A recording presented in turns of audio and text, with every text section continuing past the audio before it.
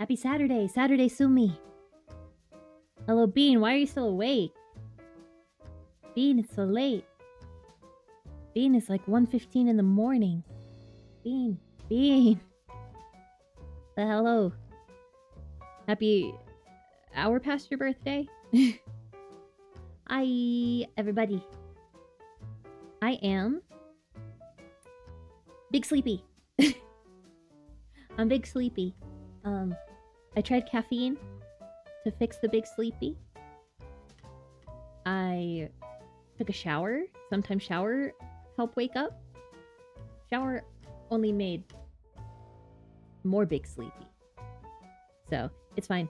We are... we're trucking. We'll see how crazy I go. Or if I get through this, insanely quickly.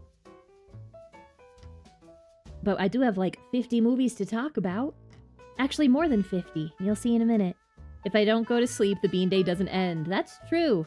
It is your birthday until you go to sleep. You're 100% correct. 100%. Yes, we will be streaming on Saturdays at this time. Now. Hopefully, I will not be as sleepy in future Saturdays. But it's okay. It's okay. I'm hoping that Saturdays will do like some fun stuff. That's a lie. Next week we're playing Pathologic 3. Everything is Pathologic 3 related, pretty much. Next week, we're gonna have one stream of Horse Girl, and then Pathologic 3 for the foreseeable future, with some minor deviations. But I'm excited for this stream. I think I have some opinions that some people won't like. Did you enjoy Uma then? I did. Like, it's fine. It's like not... I don't know if I'll go back to it, really.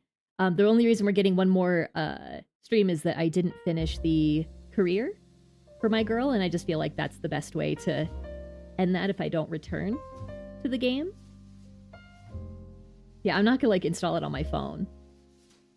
So I don't know if I'll ever come back to it. My phone doesn't have space for Horse Girl. My phone barely has any space at all. And I don't see myself getting on my computer just to play. So, I don't, it's cute. It's cute. And I like the horse facts that I've learned. But I don't know if it's something I'm going to continue with after we finish the Meijiro Dober career. But we are going to finish it. I feel like that's the best thing I can do. Is to make sure we finish the thing. Sumi not Uma girl, not particularly. I like the characters, they're fine. I think maybe I've just kind of... I think... Because I talked a lot about how I used to be like really into Love Live, and I mean like really into Love Live. And I fell off of that really sharply. I think I like super burned myself out on just like the type of anime where it is cute girls doing cute thing. By being so hardcore into Love Live for like 4 or 5 years. And I think I used up an entire lifetime's worth of enjoying cute girl anime. cute girl content. And I don't know if it's my thing anymore. It's fine. It's one of the least predatory gacha games I've seen in a minute, and there's a lot of good content in it. I really appreciated that. Like, it seems like you get, like, a whole story every time you get a new girl, and that's really neat. And I wish Love in Deep Space was like that. Love in Deep Space got a story update twice in the last 18 months. So, it's fine. And every card does technically have a story, but it's, like, less than, like, 20 minutes of story. So, oh well. Yeah, it's good. Just maybe not for me at this moment in time. Usually this is where I answer the question of the day. But if I answer the question of the day right now, then the stream is moot. Then the stream the stream concept is gone. So I can't really answer that, but I'll ask you guys, what was your favorite movie you saw last year? It doesn't have to be a movie that came out in 2025, because some of the movies that I'm going to talk about today didn't come out in 2025. Couple 2024s, couple even before that.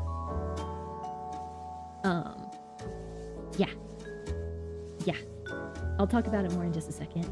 Can't remember what they watched. That's fair. Not everybody is insane like me. I don't even do the thing that like a normal person does, where they just like see a movie and then they like put it in their letterbox or something. I don't even have a letterbox account. The reason that I remembered all these movies that I saw is that every time I go to see a movie, which is once a week, I go to the $5 Tuesday showings at my local theater, and afterwards I get in my car and I record a very long voice note to my friend group. So last week I went through the little channel in our Discord where I talked about the movies and just wrote down every movie and like made a ranking out of that. Maybe I'll start putting those in my Discord too. I'll make like a channel for SUMI movie rants, because sometimes I can go. Sometimes I can really go. I had one where I think it was 25 minutes of me being upset. And actually, Finn, friend of the channel Finn, just watched the movie that I'm pretty sure I ranted about for 25 minutes. And it reignited my anger. It reignited the feelings of rage.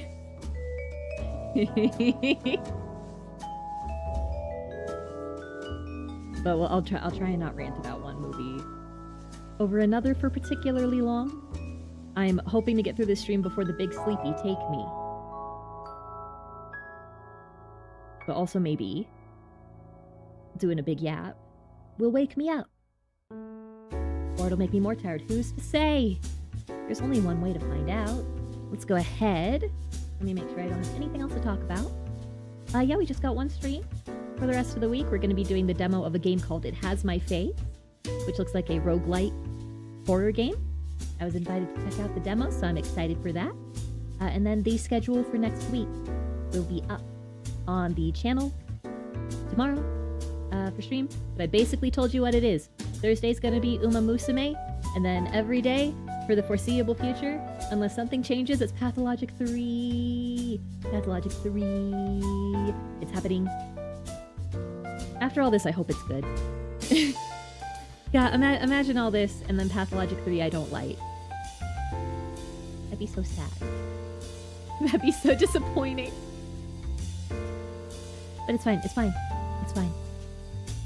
It's gonna be good, because it's gonna have the characters I like. I love all the Pathologic characters with my entire heart. So excited. Or even worse, bad end it. Look, I know I'm gonna fuck up, okay? I restarted Pathologic 2. God, I want to say a dozen times. Or like went back in time to fix problems that I did. Which seems like a game mechanic now. But 95% of the game is good. Then the last bit is bad? I can't even say anything about Mass Effect 3 because I sobbed. There is on-stream evidence of me sobbing at the end of Mass Effect 3. I cried a lot in Mass Effect 3, actually. I cried really hard. Did I like the final ending? No. But I still cried. I still cried really hard. That's on the VOD Archive channel, pretty sure. Let me see. Is that it? Yep. Yeah, it's on the VOD Archive if anybody ever wants to see. That is my most viewed stream of all time, by the way. Is my finale of Mass Effect 3, because apparently people who didn't even know me wanted to see me cry about Mass Effect 3.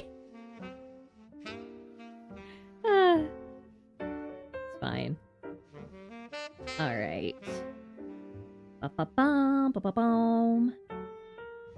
Let's do that. I want to do this. Okay. No one likes the final ending. Be rant about why it is bad. Yes. Yes, it was sad to see those characters go, but yeah. Yeah, no, I got really emotional about my girly and Garrus. I got really emotional about that for a really long time. And I kind of understand why it had to end how it did. And that's the issue with a lot of branching path games like Mass Effect, is you kind of have to whittle the choices down to just a handful at the very end. Otherwise, you're going to make 30 endings. Life is Strange did the same thing, but Life is Strange as a game up before that, in my opinion, wasn't good enough for me to justify ever playing that again. After the ending, there was nothing about Life is Strange that made me go, I'm gonna play this again. And the ending made me angry. The ending being one choice, and that was it. Made me so angry. But I liked it more with Mass Effect because it felt like there was still like there still felt like there was replayability to Mass Effect. I think I could still go back and play Mass Effect and make different choices and stuff. Could I do a Renegade run? Probably not. Because if I'm mean to anybody, even fictional characters in video game, I feel bad. It's also why I'm not going to be ever able to do like a full evil Dark Urge run in Baldur's Gate 3. And Big Oversight sees the Mass Effect mass relays for faster than light travel, and they end up destroying or disabling them. So yeah, exactly. Yeah. Yep. No. That is something that I did notice, that I was like, that doesn't help. That's kind of dumb. But maybe they remake it. Maybe they rebuild it. They have the technology, but maybe... Well, no, they can't really do it without the... It's fine. It's fine. Alright. Before I rant more about video games, let's rant about movies that I saw last year. Let's get into what this stream is. Oh, where even? Did I accidentally exit out of the thing? No, I didn't. I thought I broke something and I didn't. Yippee! Let me reset all my windows here, and let's go over to the stage. Here we are. Welcome to stage. Okay. Do this here real quick. Okay. All right. Everybody, welcome to Canva. It's time for another SUMI PowerPoint. Been a while since I've done a SUMI PowerPoint stream. But we're back. We're so back. Actually, wait. I'm going to do something else here. One second. Let me take this down. I'm going to reconfigure some stuff. Give me a moment. Nope. Go back. Okay. What I'm going to do. You here. You here. Okay. And then before I do that, you go over here. Not like that. Not like that. Oh my god. Ba-boom. Got it. Ba-boom. No, incorrect. Ba-boom. Better. All right. Okay. Full screen. And get rid of that. There we go. Okay. Nothing changed for you, but it changed for me personally. All right. Let me turn on the tunes so that I'm not talking in silence. Otherwise, I'll go crazy. There we go. All right. Let me take a big sip of water and then we're going to get into this.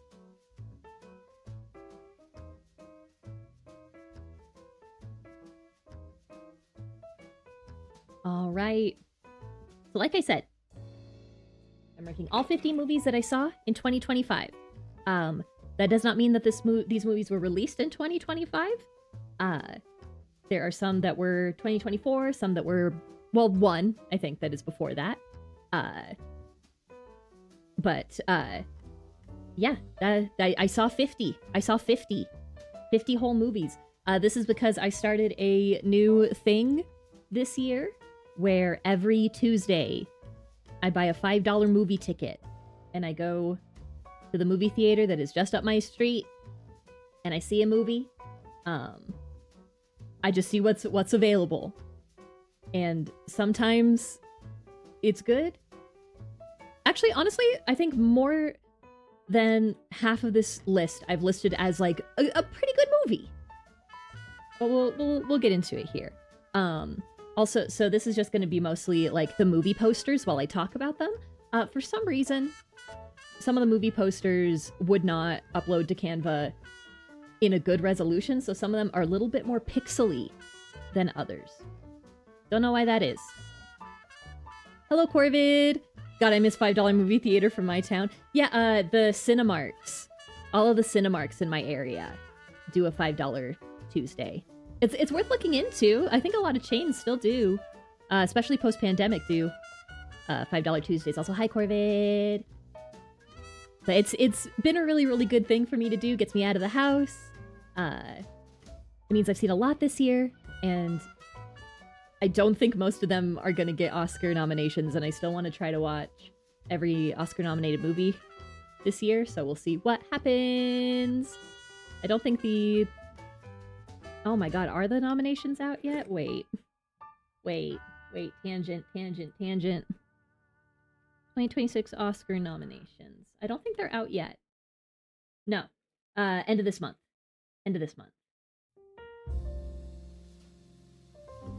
Actually, it looks like, so just in a short list. Beat is gonna see the worst movies than sleep? Okay. I have a whole section for that for you. Obviously, this is just on my opinion, okay? I am the first person to tell you that my taste in movies is very different from a lot of people's. My taste in movies is not bad. It's not bad, but it's strange. And my list is probably going to look very different from a lot of people's. I put a lot of value on what a movie makes me feel. And like the experience I have emotionally while watching it. And even if that is a bad time emotionally, unless it makes me angry is different. Angry in that the filmmaking is bad is different. But like something that like affects me emotionally in a positive or negative way, I will probably be pretty happy with. My favorite movie, hey, here's a fun fact. My favorite movie is Hereditary by Ari Aster, which is one of the most disturbing movies of all time. And the reason why it is one of my favorite movies, one, incredible performance by Toni Collette. Oh my god, still mad she didn't get an Oscar for it. But the main reason is because when I saw Hereditary, I watched it at home, and then when I finished it, I was deeply emotionally upset, and then I went to bed, and then I woke up, and I was still the level of emotionally distraught and upset that I was before I went to bed, and that's never happened. Usually I go to sleep and wake up and I'm like, huh. But no, I was upset about Hereditary for like 48 whole hours. Yeah, no changes in my hometown. There used to be a $5 theater with uncomfy seats. Oh yeah, like a discount theater. Yeah, they ran the movies way longer than others. Yeah, discounts. Hereditary is a masterpiece, absolutely. A lot of the movies that are on this list, I'm gonna say they were incredible. I can never watch them again. Because they are upsetting. And I enjoy that experience. And I know a lot of people don't. Because that's totally understandable. To not put yourself through a bad time while watching a movie. But I will specifically go watch a movie if you tell me that I'll see something terrible. Like, not terrible as in like a bad movie. Terrible as in something that will scar me emotionally. And that's just a bad thing about me. So yes, this is all just my opinion, is what I'm trying to say. This is all just my opinion. There's one particular movie being kind of down low that I think a lot of people who know movies is going to be really upset about, but I couldn't put it any higher for me personally. All right? And oh, I forgot that I put this slide in here, but like I said, some of these movies weren't released in 2025. These are all just the ones that I saw. I talk to my friends about every single movie that I saw. We have a designated channel for me to do that. So I just went through and I found every movie I talked about in the Discord in 2025. I'm gonna try and keep better track this year. So first of all, there are more than 50 movies on this list because at least one was disqualified on the virtue of not being an actual movie.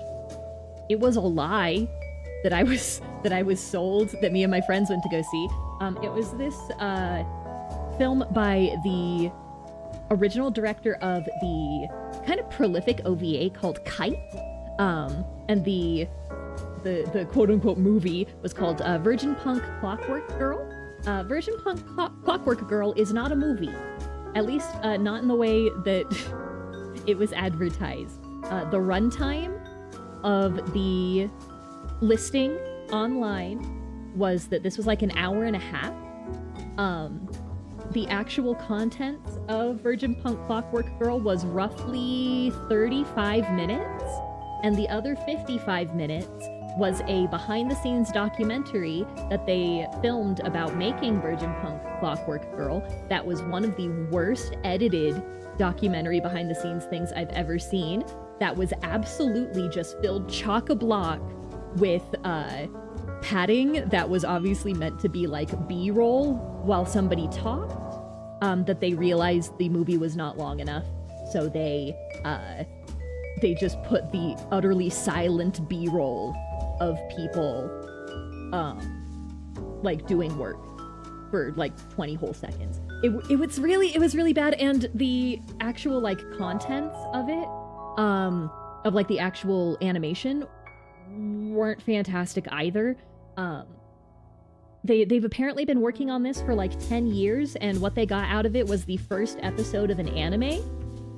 And there were no mentions of any plans to continue this. There was no mention that they were trying to release this to get funding to continue a series in any way.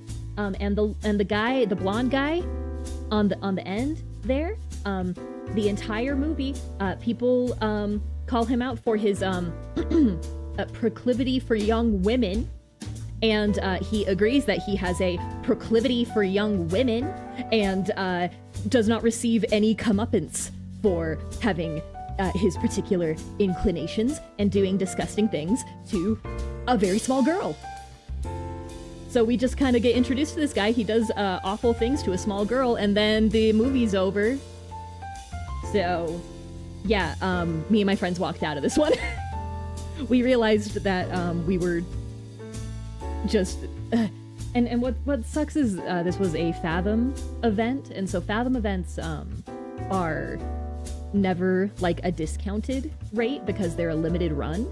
So I did pay full price to go see a 35-minute short with a 55-minute padding documentary at the end that sucked. So yeah, this is the only movie I walked out of this year. And me and my friends were like, no, we're out. Okay. I do have a couple honorable mentions for specific reasons.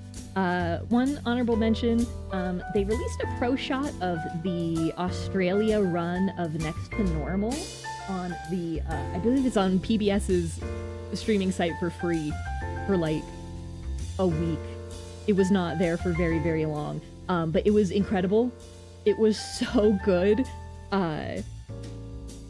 Just, oh my god. Jack Wolf, I'm so sorry I was not familiar with your game. His version of I'm Alive is so good. And there were a couple of like close-up shots that were really, really good. And there's a shot of like, I can't even say without spoiling Next to Normal. There were a lot of shots and a lot of stage direction in this that made me lose my mind. Technically though, not a movie. And I can't really talk about this in line with other movies because it's just a professional taping of a Broadway production, basically. So it gets an honorable mention. Another honorable mention is going to be to the Perfect Blue 4K remaster that I did go see.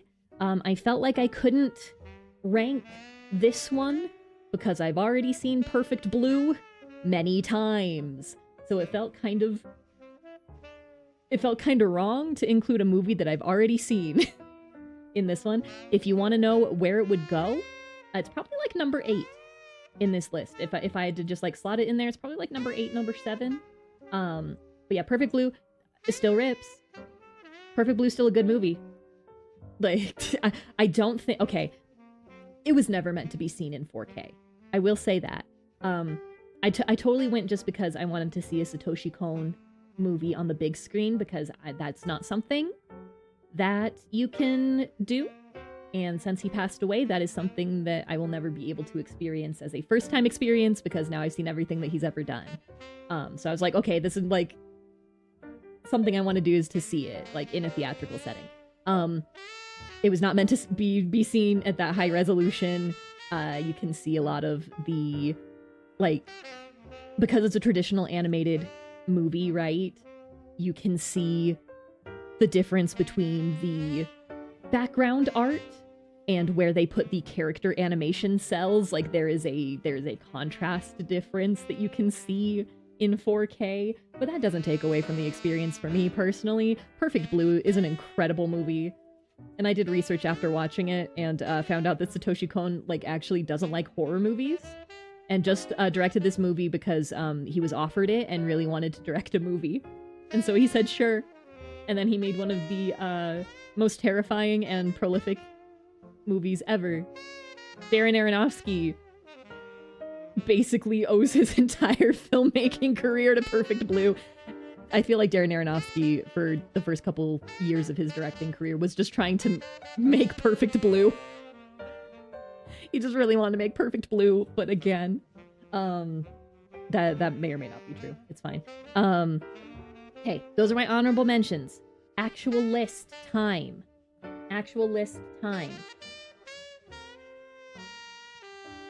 For your convenience, I have broken up the feelings I have about these movies in a broad sense into categories. It's not going to be like every 10 movies gets a thing. It's just, I feel this way about this movie, and maybe I'll have more to say about it.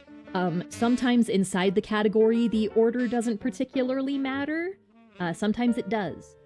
Like it does with our first category that I have called the Anger Zone.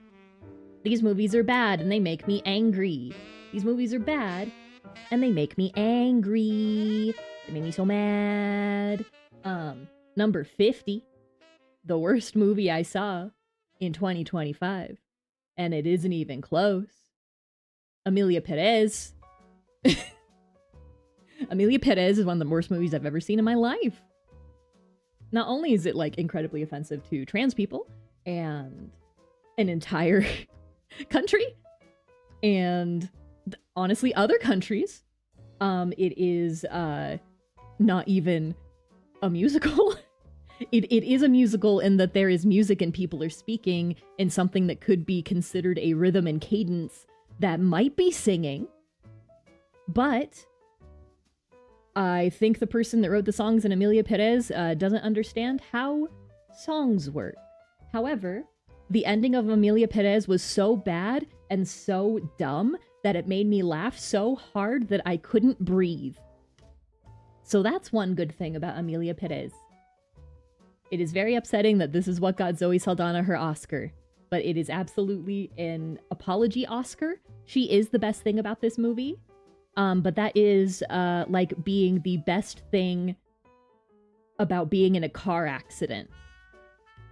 Like, it's not... It's a bad movie, and it's absolutely an apology Oscar for them not giving her an Oscar before that. But that's unfortunate. That's unfortunate. Yes, worst movie I saw. Not even close. Amelia Perez. Also the first movie I saw. First or second movie I saw in 2025. So, that's unfortunate. That's unfortunate. Number 49. This one hurts me. This one hurts me personally that I really didn't like this. Eddington. Eddington, Ari Aster's new movie. Like I said, Hereditary is my favorite movie, which is directed by Ari Aster. And I will go continue to see Ari Aster movies. He has two... If he makes 2 more bad movies, I'm out, is what I will say about Ari Aster. Because I was okay with Beau is Afraid. Beau is Afraid gave me a weird, singular movie experience wherein I felt like someone had reached into my brain and found every stress dream I'd ever had and put it into a movie. And that was a really interesting experience. However, that movie was too goddamn long. Beau is Afraid is way too long.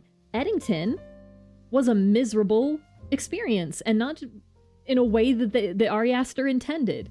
About an hour into Eddington, I literally left the theater and went to the bathroom because I was like, I just need to not be watching this movie right now. I'm not having a good time. I'm so bored.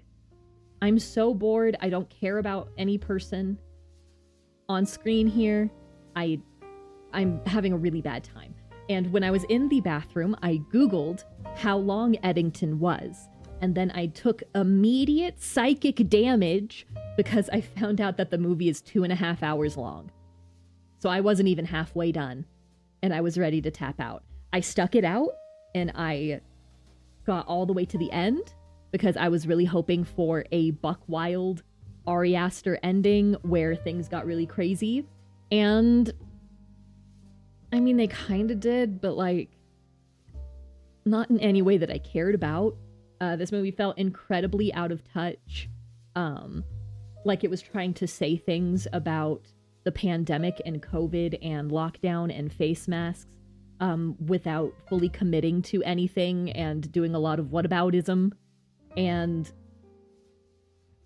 it just was bad, and I was upset, and I was sad. Ari Aster, you have, if you make 2 more bad movies, I'm out. That's where I'm at. That's where I'm at. Okay, next in the anger zone. 48. Number 48. Night Bean. Thanks for hanging out. Happy birthday. Have a good night. Yes, number 48. I was very disappointed in this movie. Him. When I left him, the voice note that I sent to my friends went pretty much as follows. I think a lot about what is worse for me in a movie. What is the worst thing a movie can be, right? And bad is not the worst thing a movie can be to me.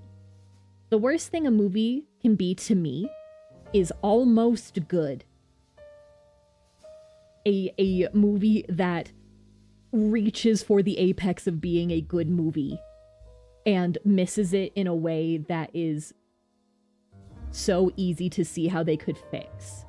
And that is him for me. Finn watched him today, and I got to talk about why I was so upset about him at length with them, so I'm gonna try and not rant about it here, especially because I don't want to, I'm gonna try and not spoil movies, unless I feel like I really, really have to. But him, based on trailers, based on some of the promotional material, I really thought that this was going to be a horror movie that talked about being a celebrity, which it kind of did, but also specifically a celebrity in an avenue where you have to be so physically capable. You have to be so physically capable to play football, right? But also football has a huge history of injuries and traumatic brain injuries specifically. And there was a lot of head injury imagery around the movie, and that was part of the movie for roughly 5 minutes.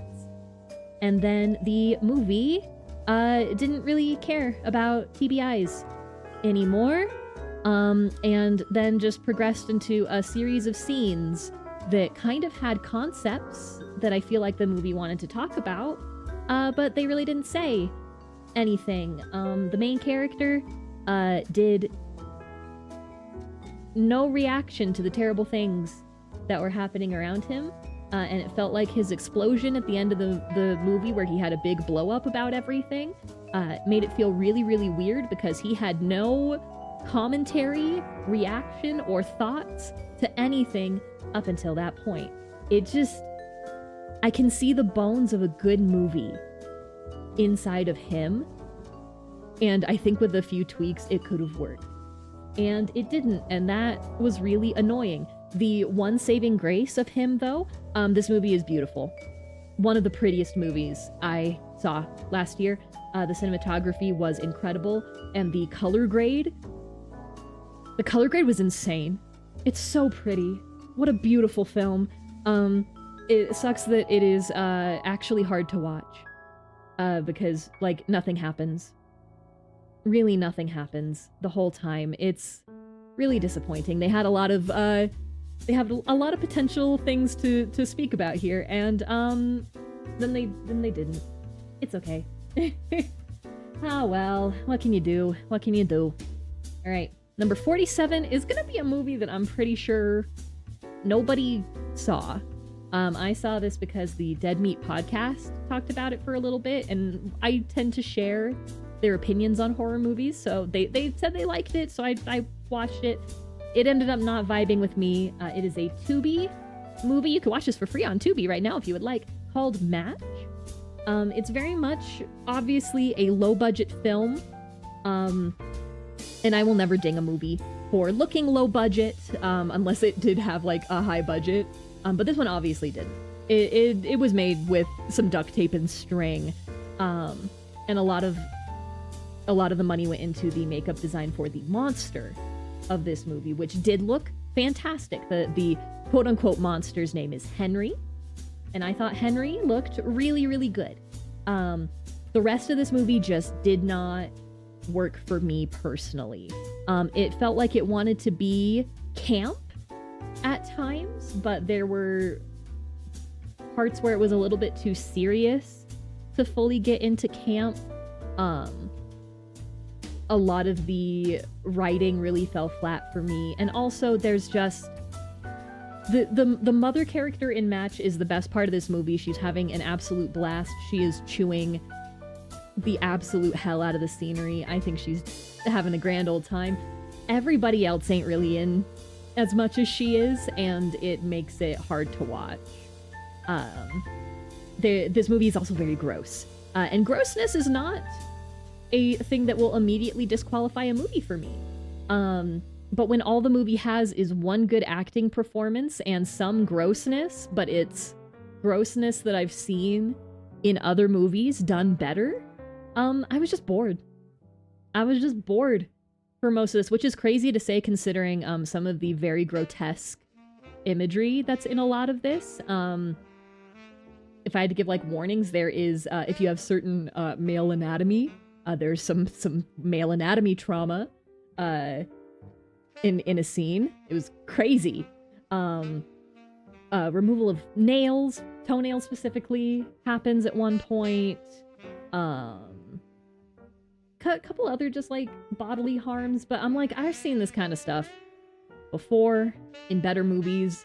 I'm gonna be so for real. Just go watch Fresh. If you like the premise of this movie, which is a girl matches with a guy on a dating app, and things go wrong, just go watch Fresh. Just go watch Fresh. If you haven't watched Fresh, if you have watched Fresh, just watch it again. Fresh is a better version of this. It's not exactly the same. The overall messaging of Match and Fresh are very different, but Fresh is a 1,000,000% more enjoyable time. So just go watch Fresh instead of Match. Okay, number 46. This one hurts me. Shelby Oaks. I love found footage. I love found footage films. Found footage films are some of my favorite shit. I will never get tired of the trope. You can just make a found footage movie and I'll be there. I'll be in the building. This movie starts as a found footage film, and a lot of the trailers made it look like an entirely found footage film. And then it becomes not that. The beginning 20 minutes of Shelby Oaks are the best part of Shelby Oaks by a country mile. The first 20 minutes of Shelby Oaks is incredible. Yeah, so Paranormal Paranoids, yes!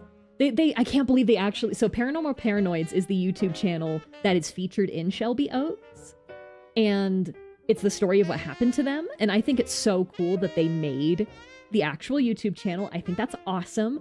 The documentary that's at the beginning of Shelby Oaks actually features real YouTube, like, true crime creators.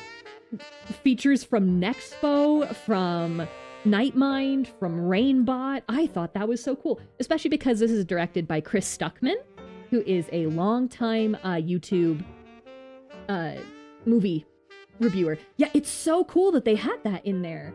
But after we get out of that part of the movie, it just becomes a little bit generic. This definitely is not the worst movie I saw last year, and there are some things I could forgive about it, but there are a lot of things about the ending that I won't spoil that I thought was really, really dumb and really upsetting in a way that I don't think the movie intended. And also, I think Shelby Oaks is the movie that made me go, well, no, there are two movies this year that made me go, okay, I think we can do away with the twist, and this is not particularly a spoiler. This is just a generic observation. I think we can do away with the twist that it's a cult at the end, or a ritual that's being done of some kind. That it is a cult or generic ritual that the machinations of which are making everything in the plot happen and there's nothing anyone can do. I think we're done. I think we've done it. I think there are multiple movies on this list that have that happen. And I think I'm done. And I think that is maybe not Shelby Oaks' fault that I saw like 3 or 4 other movies this year before I saw Shelby Oaks that had the exact same thing. And I was like, I think we're good. I think we're done. But there's some things at the end of this movie that that the movie itself doesn't address because I don't think it realizes how awful it is that they did this. It's directed incredibly well, though. I saw somebody do a critique to Chris Stuckman saying, just direct your next movie, don't write it. And I think that's true. I think he has a very good future ahead of him as a director, maybe not a director-screenwriter. And that's okay. I am happy that Mike Flanagan picked this up, though. What a cool thing for Mike Flanagan to do. All right, number 45. This is actually probably too high. I've finagled with this list a lot over the past week. And looking at this probably should be lower. The live-action Lilo and Stitch. I think it's only up as high as it is because the 3D animation on Stitch is, like, incredible. It is the best thing about this movie. Anytime Stitch is on screen, this movie is great. Every other time, this movie sucks. It is basically the plot points of Lilo and Stitch with changes that are not helpful in any way. Also, Gantu is gone. I miss my boy Gantu. And Jumba and Pleakley, because they put all of their big CG money into rendering Stitch to look absolutely fantastic. Jumba and Pleakley spend half the movie as normal guys using, like, you know, cloaking technology because they just didn't have the money or time to make a whole other 3D animated guys. And also Jumba and Pleakley, when they are not 3D animated guys, don't look great. They are very wet looking and not enjoyable to look at. And there was a lot of commentary at the time about the choices that Nani is forced to make in this movie, because truly Nani, in this particular screenplay, the screenplay decided that Nani is not allowed to win, that Nani is not allowed to do her best to keep Lilo. The screenplay has decided that she loses, no matter what. And I hated that. It was dumb and terrible. It was dumb and terrible. And also Nani going off island to get a degree for marine biology when the best college for marine biology is literally in Hawaii is stupid. Is stupid and felt a little bit like propaganda. Anyway, I don't want to talk more about Lilo and Stitch. It just unnecessary. Just go watch the original. What can you say? What can you say? Number 44, and I believe the last thing in the anger zone, the last thing in my bad movie category, Five Nights at Freddy's 2. And this is from somebody who has extensive knowledge of the lore and does enjoy the games. This isn't me just being like, this is down here because really and truly, this movie is bad. This movie is bad. It doesn't make sense. It just is not a well-written, well-structured movie. However, every second that the animatronics are on screen is the coolest shit in the world. The Henson company truly made those things walk around. They look incredible. Megan Fox's Chica also totally works for me personally. However, this is one of the few times I'm gonna talk about spoilers. I'm gonna talk about spoilers for Five Nights at Freddy's 2, because this is the thing that got it put in the anger zone. I didn't think I was incredibly territorial over the character Michael Afton, but here we are. This movie is Michael Afton's slander.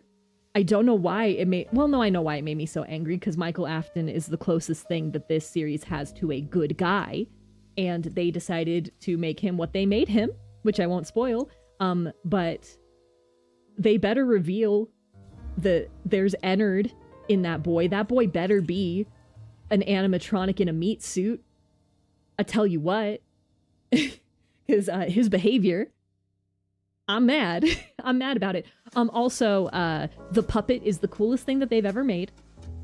The puppet marionette looks... I can't even describe how good it looks. However, it was very obvious that that puppet was very hard for them to work with. So they had to add a conceit to get puppet off screen while still making it an antagonist of the movie. And their solution for that is terrible and dumb and looks really bad. And the entire time I was just like, you guys just don't want to have the puppet on screen. Yeah? Okay. The entire part where Mike is in the office playing Five Nights at Freddy's 2 was genuinely really good. It was good for a fan. That was fan service for me. The Withered Bonnie suit looks incredible, and I can't believe they only had it on screen for 4 seconds. That was the coolest thing I've ever seen in my life. But yeah, this is only down as far as it is. It would be up a little bit higher if they didn't take apparently my boy, Michael Afton, and run him through the slander machine and make him what he is. Yeah, that's it. Okay, we are out of the anger zone. We are out of the movies what make me so mad. And now we are moving on to movies that I for sure saw. If I ever see a movie and I say, well, that sure was a movie, there was not a whole lot to comment on about that movie. So these ones I might glaze over just a little bit, but if I have something to say, I will say it. But if I just name a movie and I'm just like, I don't know, there's not much else I can say, that's why it's here in this category. This one can be, the order can be kind of messed around with. I've messed around with the order of this one quite a bit. But these are just movies that overall I have very little opinion on and potentially don't even remember what happened in them because they didn't stick in my brain in any meaningful way. All right, number 48 is Honey Don't. I described this movie as a Coen Brothers movie in a bizarro universe. This is only one of the two Coen brothers that made this, and it has all of the makings of a Coen brother movie. It has the eccentric characters, it has the very saturated colors, it has the crazy plot, but it feels like something isn't working. And other than the ending being dumb and bad and rushed, I couldn't figure out why it doesn't click. That being said, Margaret Qualley's wardrobe in this movie is fucking impeccable, and I immediately just left that movie going, wow, that wasn't really a good movie, but I want every single outfit she wore. She looks so good. Margaret Qualley's so pretty. And those are all the only thoughts I have about Honey Don't. Moving on, 42. Megan 2.0. This was a nothing burger of a movie. I surprisingly really liked the first Megan. I watched it on an airplane and was really surprised to have a good time. And this was not a good time for the most part. It was just a lot of people making a plan and then trying to execute the plan, and then the plan didn't go well. So now that they must make a new plan, and then they go to execute that plan, and then that plan doesn't go well, so they must make another plan. And just circle, circle, circle, circle around. Megan, as a character, is fine. The fucked up Megan robot that she, like, rebuilt herself as, I thought was the coolest thing in the movie. However, overall, it was lame. And I kind of expected that when they were like, yeah, this one's not particularly a horror movie, it's more of an action movie. And I'm not really a big action movie girly, as we will come to see. Yeah, that's it on Megan 2.0. Number 41 is Novocaine. Jack Quaid. I feel like he's been in a lot of movies. But this movie was fine. I remember liking the gore that this movie had. The premise of this movie is a guy that can't feel pain, has to go save a girl that he likes, and he does, like, terrible things to himself because he can't feel pain. And I really like that concept. And I think Jack Quaid is a great leading man. He is... Yeah, he's fine, he's charming. But the plot of this movie is just fine at best. It just didn't really stick in my brain in any meaningful way. I did like when he had shards of glass in his fist and, like, punched a guy with that. That was neat. Like the gore and, like, the way he gets hurt are really, really interesting, but, like, that's pretty much all this movie has going for it, in my opinion. It was fine. It's passable. I wouldn't be mad to watch it again, but I don't think I'd pay really close attention. All right, number 40 is The Phoenician Scheme, a movie that I forgot I saw.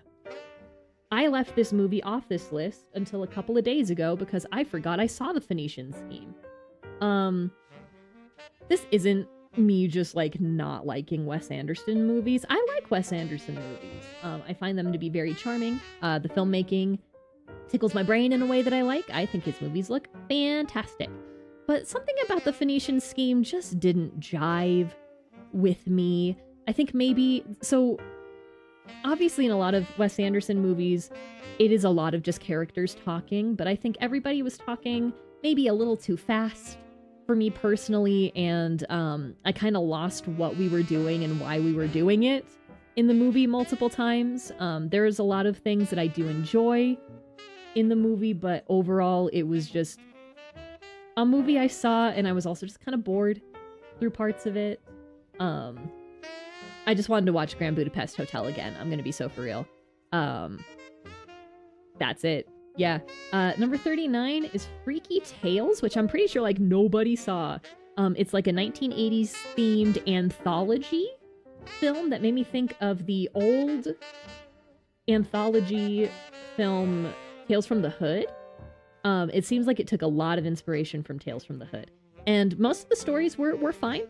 The last one I vaguely remember being really interesting. Pretty okay gore. Gore is a big thing I will talk about in a movie.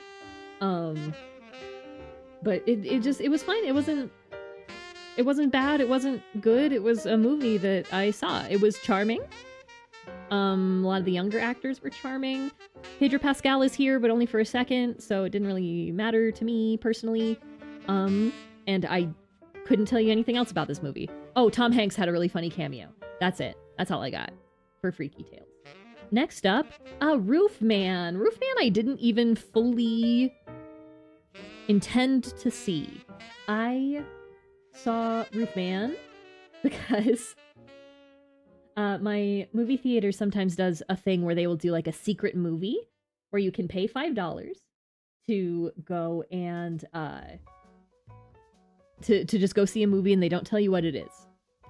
And I did that once this year, and I saw Roofman, which is a biopic starring Channing Tatum about a real thing that happened where a guy broke out of jail and hid in a Toys R Us for a long time. And it was fine. I'm not a biopic girly, personally. And I think everybody here was, you know, doing good acting wise. Nothing I can really complain about, but like nothing that impressed me. Really, it was a movie. It was a movie that I saw. It was a movie that I saw. Number 37 is Drop. I'm actually surprised that Drop is this high up because I expected Drop to suck. I expected to have a really bad time with Drop, so the fact that it's this high up is a testament to the bits that were good. There were some scenes that I remember being interesting. Could I describe them to you right now? No. No, I couldn't. I do remember that they used actual relevant memes correctly, which is so rare. It's so rare for a movie to use a meme correctly, let alone several. They use several meme templates correctly. I can't believe it. But yeah, it was an interesting premise. Kind of a bottle movie where it all takes place in one location. It was fine. It was fine. Which is better than I expected to come out of that movie feeling. So, good job, Drop. You weren't awful. 36. This hurts Mickey 17. I think some people are gonna disagree with me on this one. I think I might have offended a lot of people. I just need to say right now, Parasite is in my top 5. Bong Joon-ho is incredible. Parasite, I think, is probably my 3rd or 2nd favorite movie of all time. Parasite is incredible. So I will still go see Bong Joon-ho movies. Just something about Mickey 17. It was good. Robert Pattinson's doing a great job.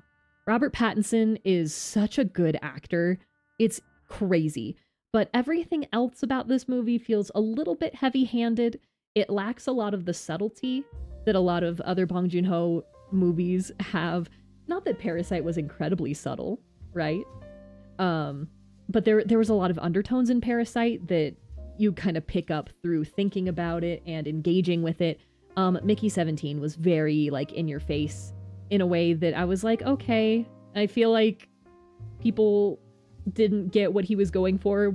Enough people didn't get what he was going for in Parasite, and Bong Joon-ho took that personally, so he made a very transparent, in-your-face message of a movie. And it was just fine. It was just fine. It was good. Like, it's a movie that I could sit and watch again, and I wouldn't be mad about that. But most of it to me is not very memorable. It's Robert Pattinson's performance that makes the movie, and he does do a really good job playing both versions of Mickey. But overall, it's fine. It's just fine. All right, that is the end of the That Sure Is a Movie section. So, let me take a big drink. And then we're going to go on to a section that I call Better Than Expected. I'm going to take a big drinky.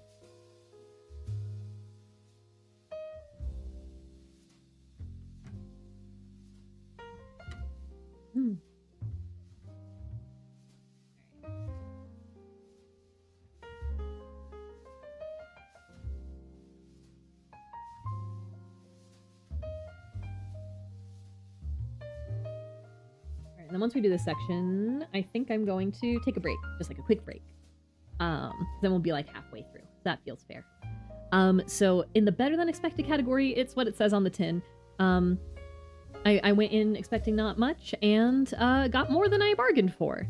So number 35. This might be surprising to a lot of people. Black Phone 2? Did we need to make a Black Phone 2? No. Is a lot of it really dumb? Yes. I did like the first Black Phone. Thought it was very, very interesting. It's Ethan Hawke that it's Ethan Hawke who plays the grabber. And I thought in the first one he was very, very scary. And in this one he still kind of has a presence to him as a ghost, but overall it's just a little bit silly. But there was okay. I'm not gonna lie, some of my favorite gore that I saw this year was actually in Black Phone 2. There's a shot of a person's head getting not bifurcated, so like not sliced clean in half down the middle in any way, just partially sliced off, and their head, the pieces of the head keep moving, and I basically squealed with joy. That was great. If I ever see, I think people in movie theaters think I'm a crazy person, and they might be right, but whenever I see like something that surprises me that I really have never seen before, especially in terms of like body horror or gore or something messed up, I kind of clap like a seal. I will do a happy little clap. Yeah.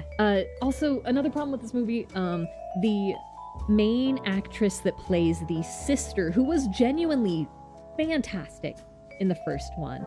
I don't know what happened. Her character swears a lot in both the first movie and this one. And for some reason between the two movies, in the first one, it came out of her very naturally. In the second one, it sounded like she had never said a swear word in her life before and was really worried that she was going to get in trouble by her parents for swearing. It was so strange.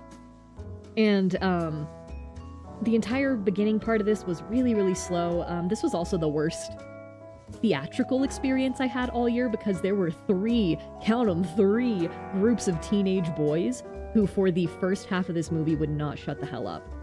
Like one group would start talking, and then when they were done, another group would start talking, or sometimes all three of them would talk at once. It was not enjoyable, personally. However, what kind of pushed Black Phone up from like that sure was a movie I saw to better than expected is that the last half an hour of this movie is genuinely compelling and interesting in a way that made three groups of teenage boys shut the hell up. The back half of this movie I got to watch in silence, and that was great. It's still not very good and didn't need to be made, but you know what? I got to see my favorite gore that I saw of the whole year, and yeah, it did shut those teenage boys up. So congratulations, Black Phone 2, better than expected. 34 is the oldest movie that is on this. Pretty much everything else is 2025 and 2024, except for this one movie that you can watch for free right now called Psycho: The Big Family.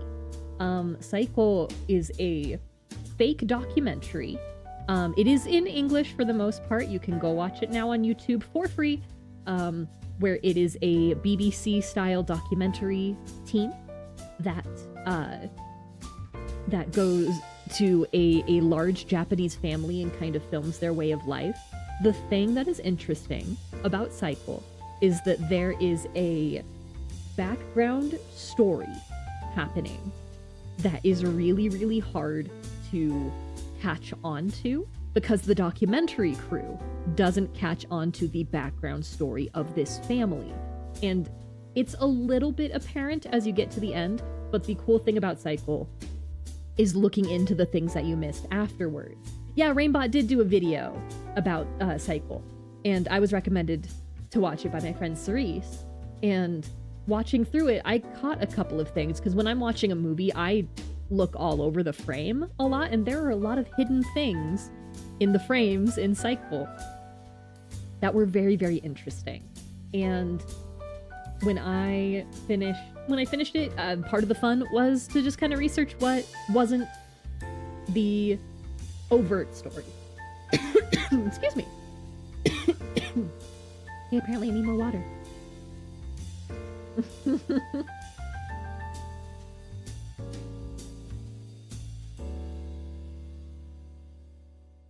Yeah, you can watch this for free right now on YouTube, and you can go look through the comments and find all the things. There is a little bit that does get lost in translation because there's a lot of subtleties in how people say things, and also in character names that a wonderful friend of mine, Message, was able to kind of explain because her first language is Japanese. So she, when I mentioned I saw it, she gave me some more context that also made it more interesting. It by itself was like an interesting documentary on its face because there is always like an undertone that something weird is going on. But yeah, it's more of a thing that you find out afterwards. I did really like this movie. I just couldn't justify putting it any higher because the movie itself is good, but like most of the experience comes from doing stuff after. Like just doing research after, which I don't think is gonna be a lot of people's cup of tea, you know?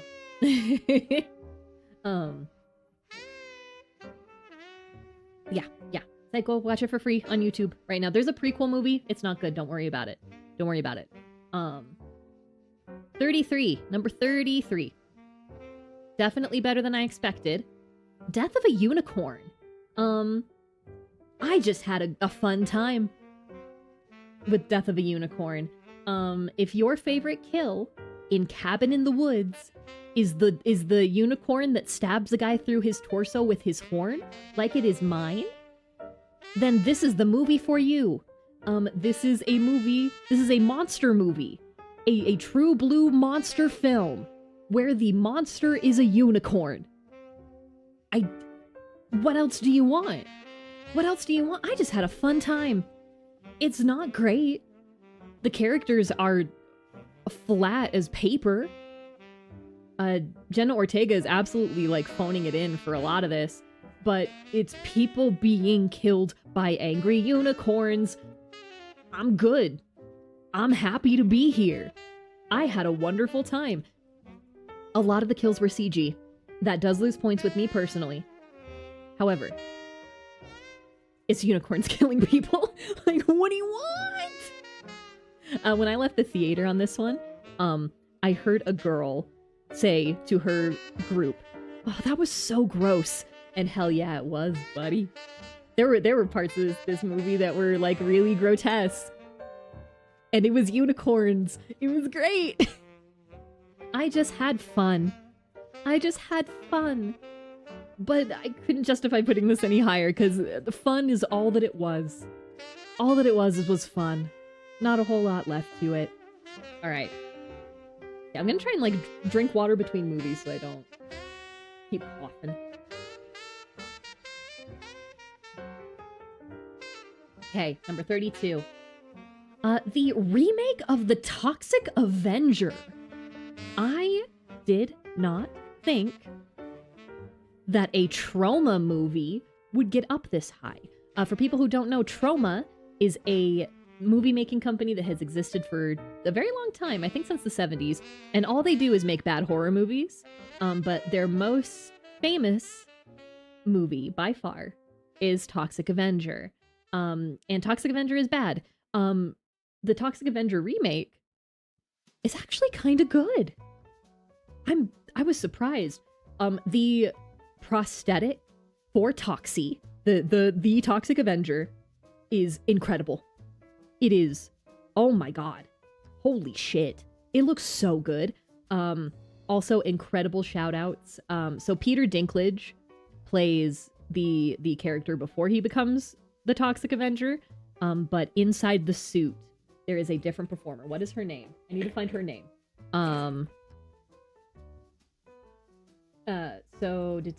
Technically this movie came out in 2023, but it got a theatrical release this year, so it gets to be here. Oh, what do you mean OBS disconnected? What do you mean OBS disconnected?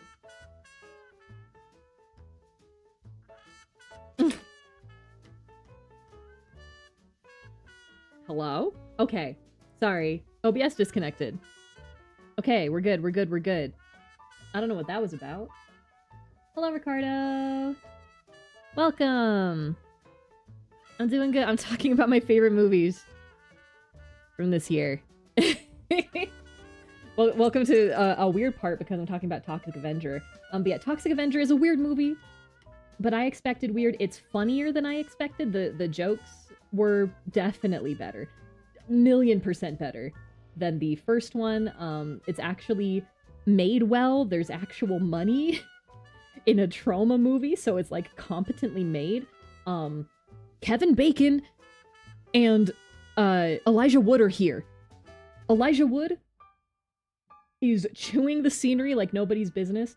The deaths in this movie are hysterical and dumb and so over the top. This is camp. This is the camp that Match thought it was. It's so good. Okay, the person that is inside the Toxie suit is it is Luisa Guerrero. Oh, excuse me. It's spelled, let's see. It's a Spanish name. I'm so sorry, Luisa. Guerreiro. Spelled Guerreiro. Guerreiro. She does an incredible job in the Toxic Avenger suit. She had to like lip sync. Peter Dinklage like pre-recorded all of his lines, and she had to mouth along with them. I didn't really notice after a certain point that it was like dub over, and it worked so well. Peter Dinklage also like pre-filmed a lot of his motion in the scenes and how he would act in the scenes, and she mimicked that while wearing a prosthetic head that had an animatronic eye in it that weighed like 15 pounds and she couldn't see. Luisa's the true MVP of this movie, and she does an incredible job. This movie is weird, this movie is gross, this movie was fun. I had a good time. That's Toxic Avenger. Okay, number 31. Number 31. I was so surprised by this one. Clown in a Cornfield didn't suck. I really expected Clown in a Cornfield to be a bad movie. Like, I thought I was gonna have a really bad time. Clown in a Cornfield was actually not bad. Most of the characters, like the fodder characters in your slasher movie, usually they're not great. But these ones were really good. The male love interest was genuinely compelling. The kind of twist that happens I thought was interesting. The reason that everything is happening is a little bit dumb. I've heard that it's better in the book. Apparently this is based off a series of books, and there is a world where I do see it working better in the books. But this movie, I was thinking was going to be a really bad dumb time, and I ended up pleasantly surprised. So that's why it sits in better than expected. When I saw your live stream premiere, I was thinking, wait, wasn't she Brazilian? Nah, it's okay. Nope. I'm very much American. I'm not from Brazil. Yeah, I think you had me say some things in Brazilian, and I can kind of say them. I can fake my way through a lot of things. Yes, Clown in a Cornfield, not a bad watch. It's a good, like, I just kind of want to watch something type thing. Not super gory to my memory, but also my definition of not super gory is probably different than most people's, because I watch a lot of horror movies. I watch almost exclusively horror movies. And that trend is not going to end right now, because number 30 on this list is Heart Eyes. I actually quite enjoyed Heart Eyes. It's not reinventing the wheel in any way. It's just a good true blue slasher. And slashers are not my favorite thing in the world. I'm usually bored by a lot of slashers, but I thought having a Valentine's Day theme slasher movie was very interesting, and the main couple genuinely worked. I wanted to see them actually like get together at the end, which is so rare and incredibly important for your Valentine's Day themed horror movie. Also, I'm gonna spoil a little thing, but there's something that happens in the opening sequence, basically the cold open that every slasher has that like introduces the killer via an opening kill, right? Scream does it, Friday the 13th. Well, not the first Friday the 13th, but a lot of like the Halloween movies, etc. They all do like an opening kill.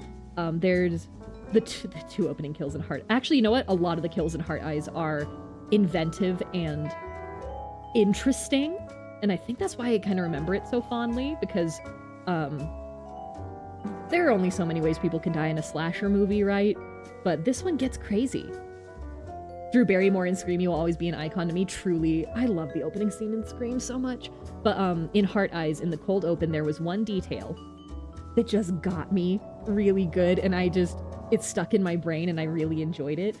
So the killer in Heart Eyes hunts with a crossbow for a lot of things. And in the cold open, the girl in the couple one of the crossbow bolts goes through her foot, which is already like, but the bolt doesn't go straight up and down through her foot. It hits at a diagonal.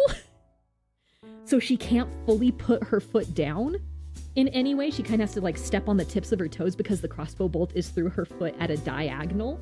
And there is yeah, dude, like just little tiny tweaks like that is what I appreciate about Heart Eyes. It's a lot of usual kills done in a way that is just elevating it just a little bit. So if you enjoy a slasher for like creativity and kills, Heart Eyes I think is very good. But there's a detail where she is running through like the part of a winery where they process wine, and she has the crossbow bolt in her foot, and it's just a little moment of sound design that has stuck with me all year. While she is running, you hear the little metallic tink noise, the tink, tink, tink, tink, tink of the crossbow bolt hitting the ground through her foot. Because she can't fully put her foot down. I thought it was so good. This is the kind of stuff that I appreciate in a film. But yeah, Heart Eyes, not reinventing the wheel, but like just elevating certain things. The reveal at the end is nothing to me. But the whole ride I thought was very fun. So way better than I expected, especially coming from a person who's not a big slasher person. Usually I am bored by slashers, but I had a good time the whole way through. Hey, drinking water, remembering to hydrate.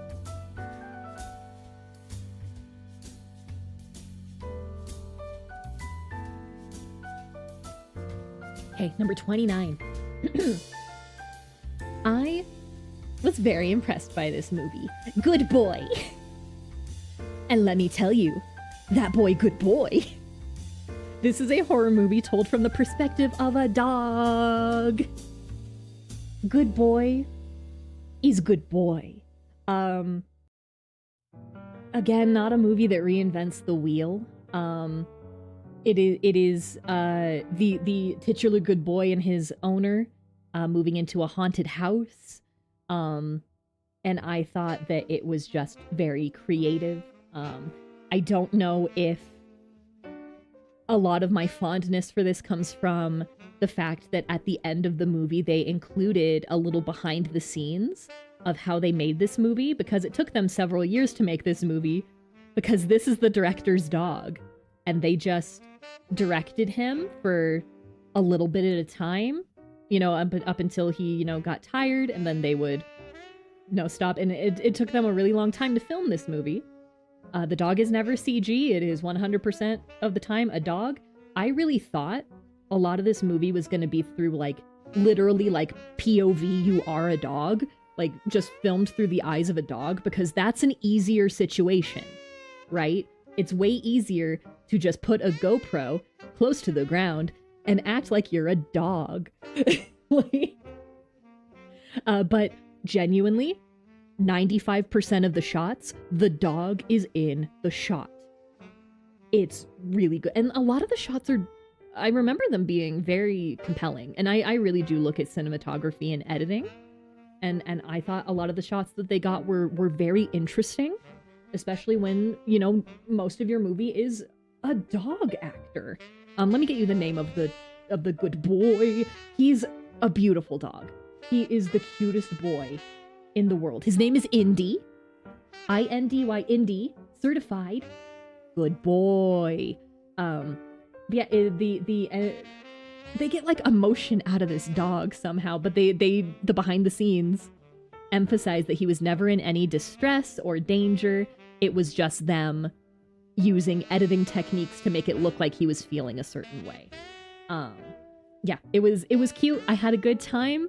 I liked Good Boy. It's a very short watch too. So if you haven't watched Good Boy, it's barely an hour long. It's cute. And there's a lot of unspoken storytelling. It would have been very, very easy for them to do more storytelling by having like the owner of the dog just like say exposition to the dog.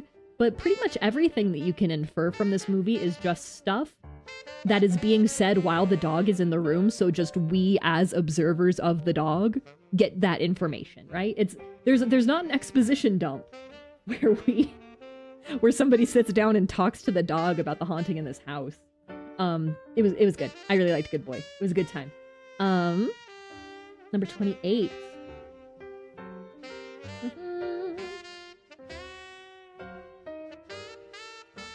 Number 28 is the second to last movie that I saw this year, and it is Osgood Perkins's The Monkey. This was just a silly good time. I couldn't put it up any higher because it was just like whatever, but it was basically Finn described it as a Final Destination movie by way of Stand By Me, and that's not incorrect. That's truly not wrong. Stand By Me, Final Destination. Yeah, Osgood Perkins, I did like Long Legs. It took me about 48 hours to decide if I did like Long Legs or not. But I did like it, and The Monkey, I think, is his most accessible movie. It's not as, like, auteur and, dare I say, pretentious as parts of Long Legs and parts of other Osgood Perkins movie, like I Am the Pretty Thing That Lives in the House. But, like, it's silly, it's gory, it's definitely gory. A lot of the gore is CG, which will lose points with me. But it's also just funny and silly. It understands that the conceit of a killer cymbal drum hit monkey is silly. It's a very dark comedy. It reeks of James Wan. It looks really good. Like, it's a pretty looking movie a lot of the time. Also though, why is Theo James so hot? Why is the main actor like a distractingly beautiful man? We spend the first half of this movie with like the young version of the main character, and then we get a time skip and he becomes the most attractive man I've ever seen in my life. And it was like distracting. I saw this movie like last week, and my biggest takeaway was, why was he so hot? Why is he so pretty? That's a beautiful man. Theo James. Congratulations on your genetics. You look fantastic. But yeah, that's The Monkey. That's The Monkey.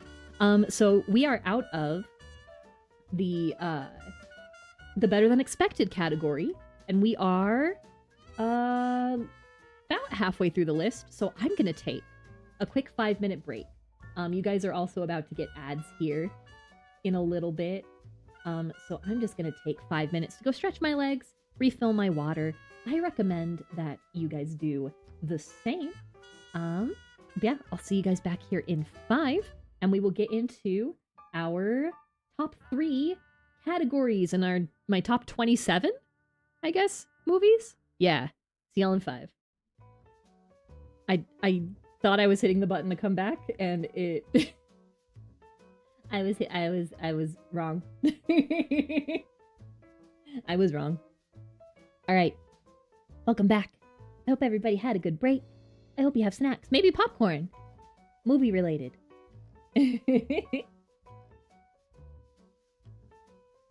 Also, I keep forgetting to address question of the day. If you want, put in the chat what your favorite movie that you saw last year was. If you don't remember what movies you saw last year, because you're not crazy like me, then what's your favorite movie? Just movie in general. There are so many of them. All right. Okay. So we are in the... Well, I would say the last bit of movies were good. We're good movies. This is a very short category that I'm calling not my thing, but I had a good time.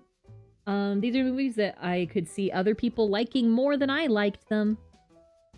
But, like, it was fine. It was fine. This is the category that I think I'm gonna get in trouble with. This is the category that I think people are gonna get the most angry at me about, for one specific inclusion. But it's fine. It's fine. It's fine. It's fine. It's fine. It's fine. Number 27. Number 27. Life of Chuck. I will see any Mike Flanagan movie. Mike Flanagan, you make a movie, I will be there. I love Mike Flanagan. I love Mike Flanagan so much.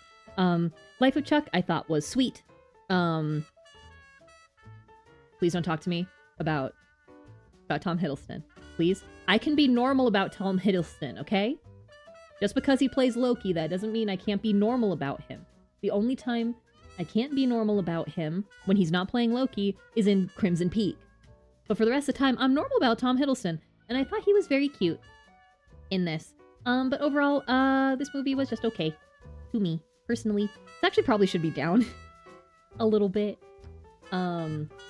This section could actually probably be reworked a little bit, but nah. But like, it was good. It's beautiful, like every Mike Flanagan movie is. All of his movies are so good to look at. They're so nice. But it's okay. It's an okay movie. It did make me tear up in places. I thought it had a very good like message about what life is. The first part of this movie is the best part of this movie by leaps and bounds, and then from there it's okay. It's okay. Life of Chuck was fine. Life of Chuck was fine. I also can't remember if Tom Hiddleston was doing an American accent, because if he was, it would have distracted the hell out of me. I think he might have, but also he didn't have a whole ton of lines. I don't know. Very cute. Cute movie. Cute movie. I could see other people really enjoying this. It was fine for me. Number 26. Fantastic Four. Fantastic Four was just okay. Now, straight up, my viewing of this might be skewed in a way, because I got tickets. This is one of my non-$5 movie ticket purchases, because I saw Fantastic Four on the Thursday before its opening day. I got like 8 p.m. on the Thursday before it's official. So like, I guess, you know, in the corner it says in theaters July 25th. I think July 24th at 8 p.m. I saw Fantastic Four, and that is because I was pretty sure Loki was gonna have some kind of cameo or feature in this movie, and I will be damned if I find that out from the internet first. So I saw Fantastic Four early, and there was no Loki. That's fine. They're gonna have to put him somewhere. They're gonna have to put him in some movie before Doomsday. Maybe it's Spider-Man.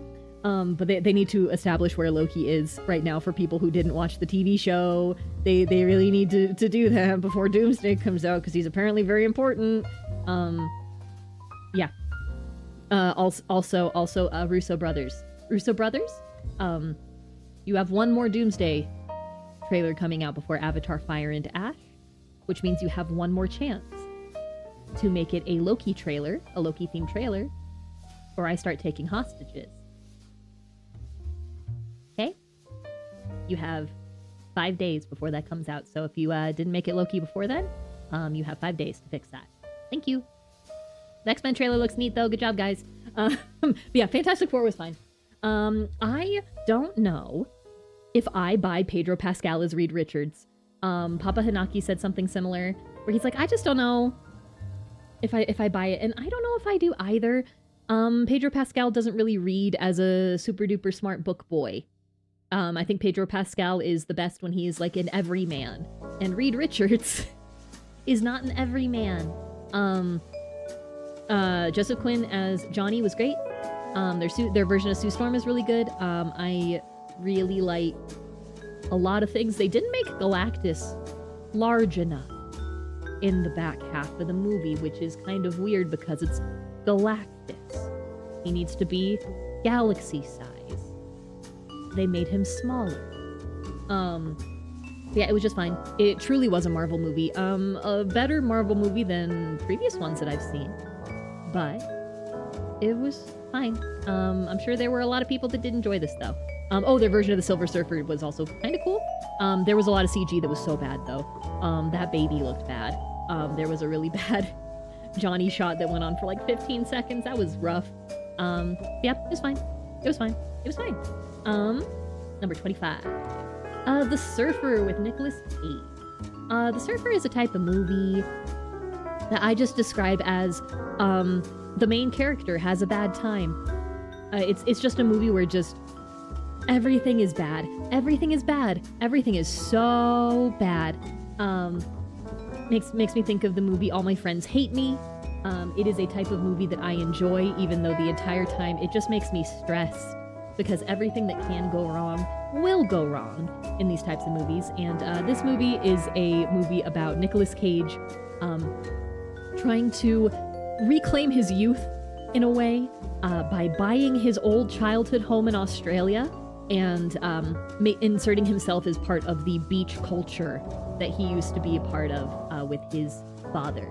And it's a lot of like hostility to him, and it seems like it's all for no reason. This would be higher if it had a good Nicolas Cage style freak out. And it kind of does, but it doesn't last for very long. And it's not extreme enough for me personally. It could be crazier. It could be freaky outier. Especially considering all the terrible things that he goes through. The fact that our Nick Cage freakout only lasts for like 2 minutes. Nah, man, that should have been 15 minutes of rampage to me. But it was fine. Also, the color grade on this movie is so good. The blues of the ocean are so rich and saturated, and okay, I am the first hater of the orange teal color grade situation that we find ourselves in a lot. Somebody did a scientific study that orange and teal are the most like aesthetically pleasing complementary colors in like a film perspective, and that ruined color grading for a lot of things, and I'm gonna ruin it for all of you now. Next time you watch a movie, if you see that the lighting is really, really orange and all the shadows are a really like blue-green, they have used a teal-orange color grade. And I think that is lame and dumb a lot of the times. A lot of people default to teal-orange color grades now, and I don't like it. But this one is like a really saturated blue, and like the oranges and the reds feel like hot and acrid, and I really like it because it's a lot of him being trapped at this beach, and the color grade just makes it feel hot and dry and just awful to be there. You feel the Australian summer sun in a lot of the surfer. Yeah, it would be higher if Nick Cage lost his mind for 15 solid minutes, but he didn't. I could see a lot of people liking this more than me though, so that's why it's in this category. Number 24. Surprised that this one is as high as it is. The new Naked Gun. I'm not a comedy girl. I really am not a comedy girly. This is the first comedy I've watched in years, I think, but there was nothing else in the theaters at the time. But this genuinely, it's kind of batting 1,000. If not 1,000, it's batting like a 950. A lot of the jokes land. The story is superficial fluff, and it knows that. It does one of my favorite bits in anything, which is where you have a stunt that features a very, very obvious mannequin. Like somebody's doing a stunt or falling off a building or being thrown around, and then the body is very obviously a mannequin. They do that several times, and that's always great. There's a running bit about Liam Neeson will leave a scene with a cup of coffee, and then he'll come into a new scene with the same cup of coffee, and then he'll be handed a new cup of coffee, and he'll drop the previous cup on the ground and take the new cup of coffee. It made me laugh every single time. This made me laugh more than it didn't make me laugh. It really got the spirit of the original Naked Gun movies that I have seen and have a certain fondness for. Liam Neeson's delivery is perfectly dry for this type of thing. Pam Anderson, I think, also did really good. Pam Anderson also looks incredible. They let her actually look old. They let her look like she is a woman who is older than 30, and she looks beautiful. She looks incredible. But like this is definitely higher on other people's lists. I'm just not a comedy person, and I never will be. So that's why it's in this category. But it's still good. If you haven't seen it, I think it's worth a watch.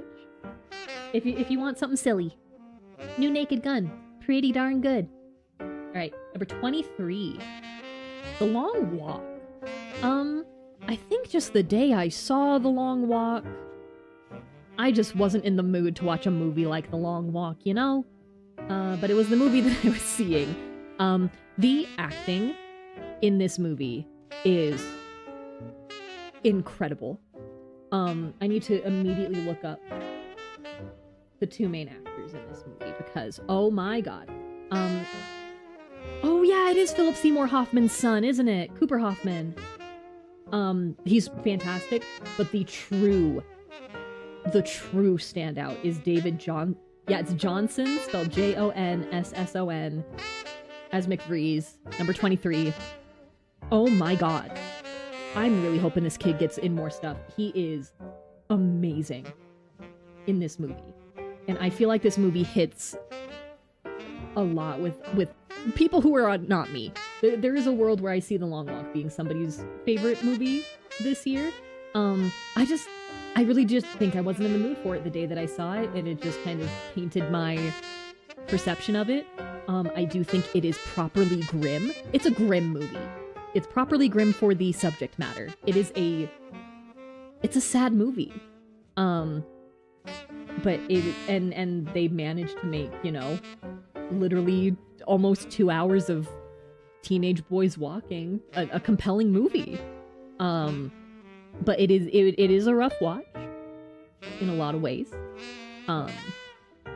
And yeah, it was, I don't really have like much to say like negatively about it. Just it isn't my particular movie.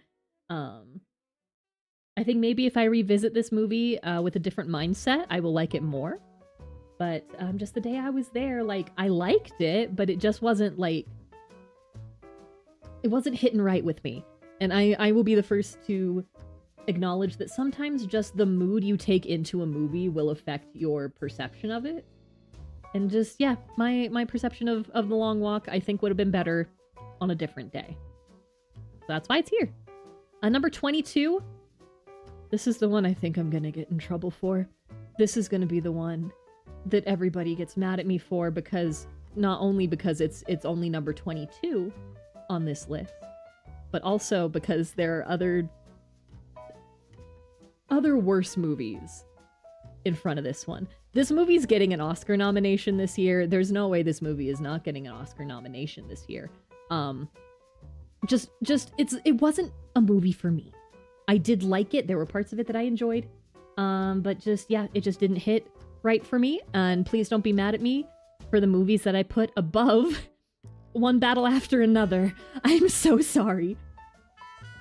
I've been seeing so many videos on YouTube and on my For You page on TikTok over the past week since I made this list, calling one battle after another this person, that, or the other person's favorite movie from this year, and me putting it all the way down at number 22. I think people are gonna be mad at me. There are scenes in this movie that I think are incredible. The car chase scene through the hills at the end really sticks out in my brain. The rooftop chase I thought was really, really fun.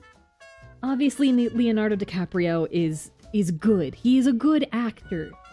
Regardless of who he might be as a person, he's a good actor, and he really puts everything into it. And I've thought over and over again, what would have to change about one battle after another for me to put it higher on this list?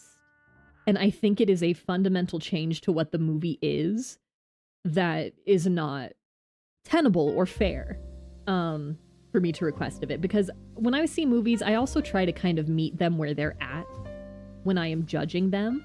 I look at a movie and I say, what is it trying to say? What is it trying to do? Does it accomplish what it wants to accomplish? Because every movie is trying to tell a story or convey a message or make you feel a certain way, right? And I think One Battle After Another does achieve what it wants. It does tell the story that it wants, and it's a story that's very, like, serious and very unflinching in the way that it tells the story. But it's just not for me in particular. And I understand why other people really, really liked it. I just didn't, and also it was a little bit too long for me personally. I just might not like Paul Thomas Anderson movies. I'm gonna be so straight up. I also thought There Will Be Blood was too long, and Licorice Pizza is one of my least favorite movies ever. I hated Licorice Pizza. Yeah, I just might not like Paul Thomas Anderson's filming style. There was cinematography that was really good, but I just think like the movies that he makes just might not be for me, and that's okay. Everybody, please don't get mad at me. People who know movies and know One Battle After Another and how so many people really like One Battle After Another. Please don't get mad at me. Please don't get mad at me for the movies that I put above One Battle After Another, because I will admit that like there's not a lot that could be done to improve this movie. It's just not a movie that I enjoyed more than the movies that I'm putting above it. I will fully acknowledge that other films are made worse, are potentially written worse, are potentially acted worse than One Battle After Another, but I enjoyed them more. So that's where we're at. That's why this is the last movie in the not my thing, but I had a good time category, because we move on to my top 21 films and a category called Ooh Baby, That's a Good Movie. Ooh Baby, That's a Good Movie. We are slowly moving into this is movie film this is SUMI film territory. These are movies that are films that SUMI enjoys, which usually means most other people don't. Most other people will have a bad time with these. If there are warnings that need to be adhered to with these movies, I will give them to you, because from here on out, I pretty much wholeheartedly recommend any movie after like Black Phone 2. So anything that was like in the better than expected category, I think you can watch and have a pretty good time. These are my ooh baby SUMI like the movie. And if there are caveats that I think people should know about that would impede your enjoyment of these movies, I will let you know. But if you want a peek into me as a person, these movies. Number 21 is Together. I love body horror, and this is Body Horror the movie. They promised me body horror, and they gave me body horror. They did kind of...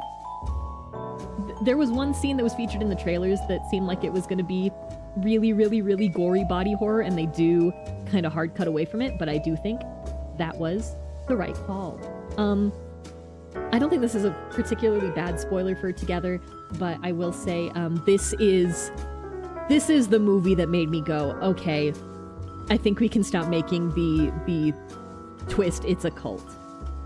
It isn't 100% a cult in Together, but like the thing that's happening to them is like a ritual type thing. I think we can stop that. Totally ignoring that part of everything. This metaphor for a toxic codependent relationship being this couple slowly fusing together in the most awful ways you've ever seen. Amazing. I love it. I love it. Movie for me. Movie for me. And you can tell that Dave Franco and Alison Brie are incredibly comfortable with each other. Like they're together in real life. They're a couple in real life. And they work off each other so well. This couple sucks. They're not good. The entire situation is not good. And they are not good with each other.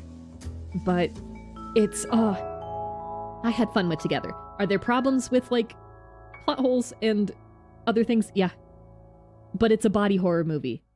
It is the body horror movie of the year, so it has to go high up on my list. I love body horror. I love body horror. My favorite movie last year was The Substance. My favorite movie of 2024 was The Substance. Body horror movie. Body horror. I love it. I love it. But I understand why other people wouldn't. Okay, number 20. The last movie I watched in 2025. I watched this on December 30th, 2025. It is a very hard to watch movie called If I Had Legs, I'd Kick You. This is one of those movies that I say, it's incredible. It is a hell of a performance from Rose Byrne. Rose Byrne is 95% of this movie. Like literally, she's the only character for like 95% of this movie. This movie stressed me out so bad that I don't think I could ever watch it again. This movie is a nightmare front to back.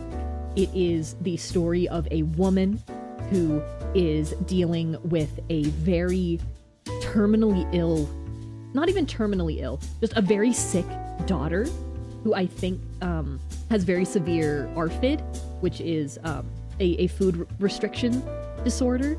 And it's her dealing with that and a lot of other factors of her life, issues at her job, issues with her husband, entirely alone.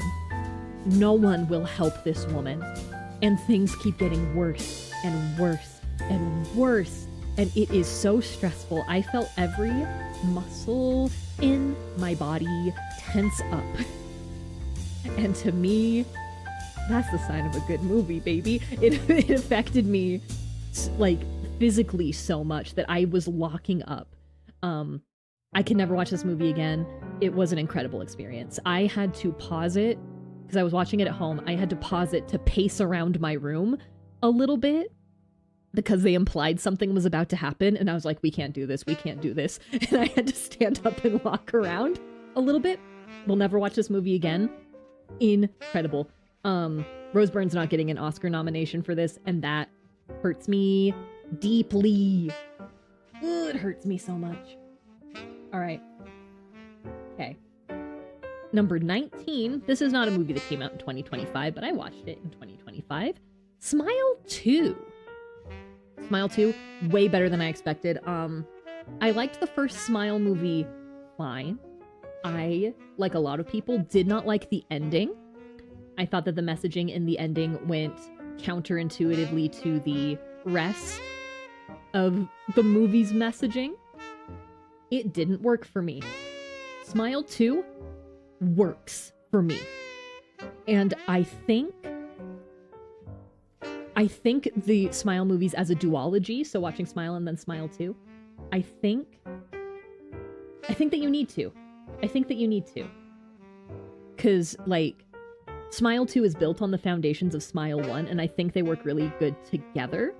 But Smile 2 is a much stronger film because it takes the concepts of the first Smile movie, aka a basically cognito hazard demon that saps you of all of your fear and your pain and then kills you, and then applies that to a person very much in the public eye.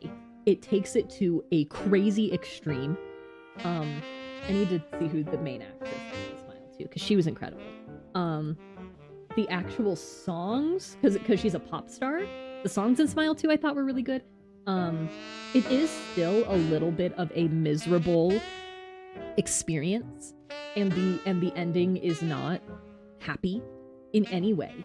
It's Naomi Scott who plays Sky Riley in this. She was Jasmine in the live action Aladdin. Oh, girly. But yeah, she does an incredible job. They make her do some stuff in Smile 2. But I think she did fantastic. It is taking the concepts of Smile 1 and pushing it to its farthest extremes, and it works for me. It works for me.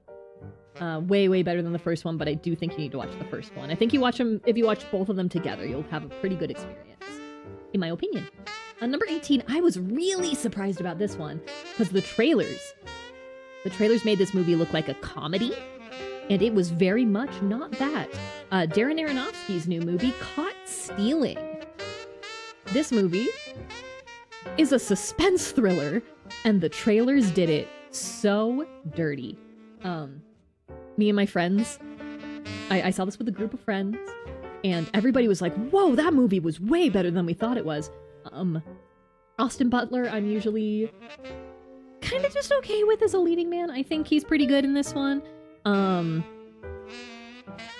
it's I don't know, it's just a decent like action flick, which I usually don't like that much, but just something about like how fast paced and how the stakes keep elevating throughout the course of the movie, I thought was really great. Also features Matt Smith playing the most convincing London punk I've ever seen in my life. But yeah, it was just, I don't have much more to say about Caught Stealing than like, if you thought that it looked bad because of the trailers, just give it a watch. The trailers did it just incredibly dirty. Cannot even tell you how dirty the trailers did this thing. Yeah, me and my friends loved it.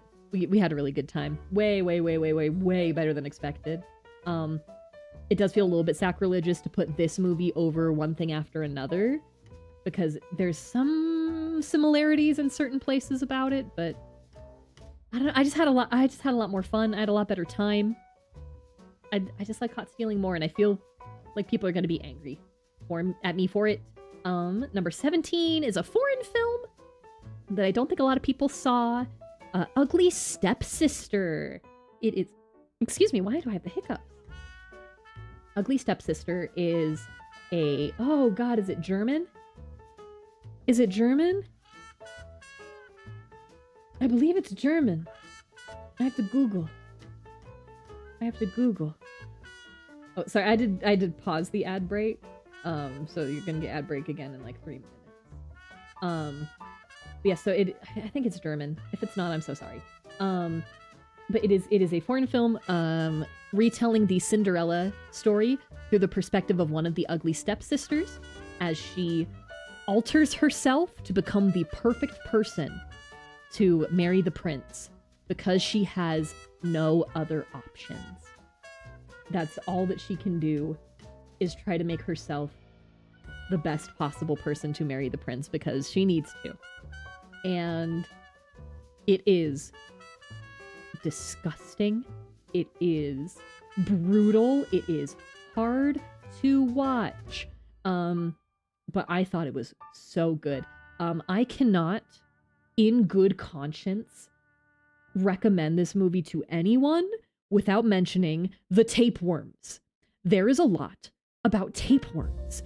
There is so much concerning tapeworms in this movie, and I cannot, in good conscience, tell you to watch this movie and not warn you about the tapeworms, okay?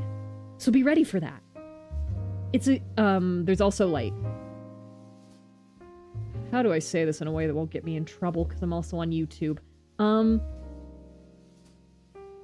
Male and female genitalia close-ups. in a very, I don't know how to say it. You see Cinderella and a farm boy. You see their anatomy, very up close and personal. in a certain part.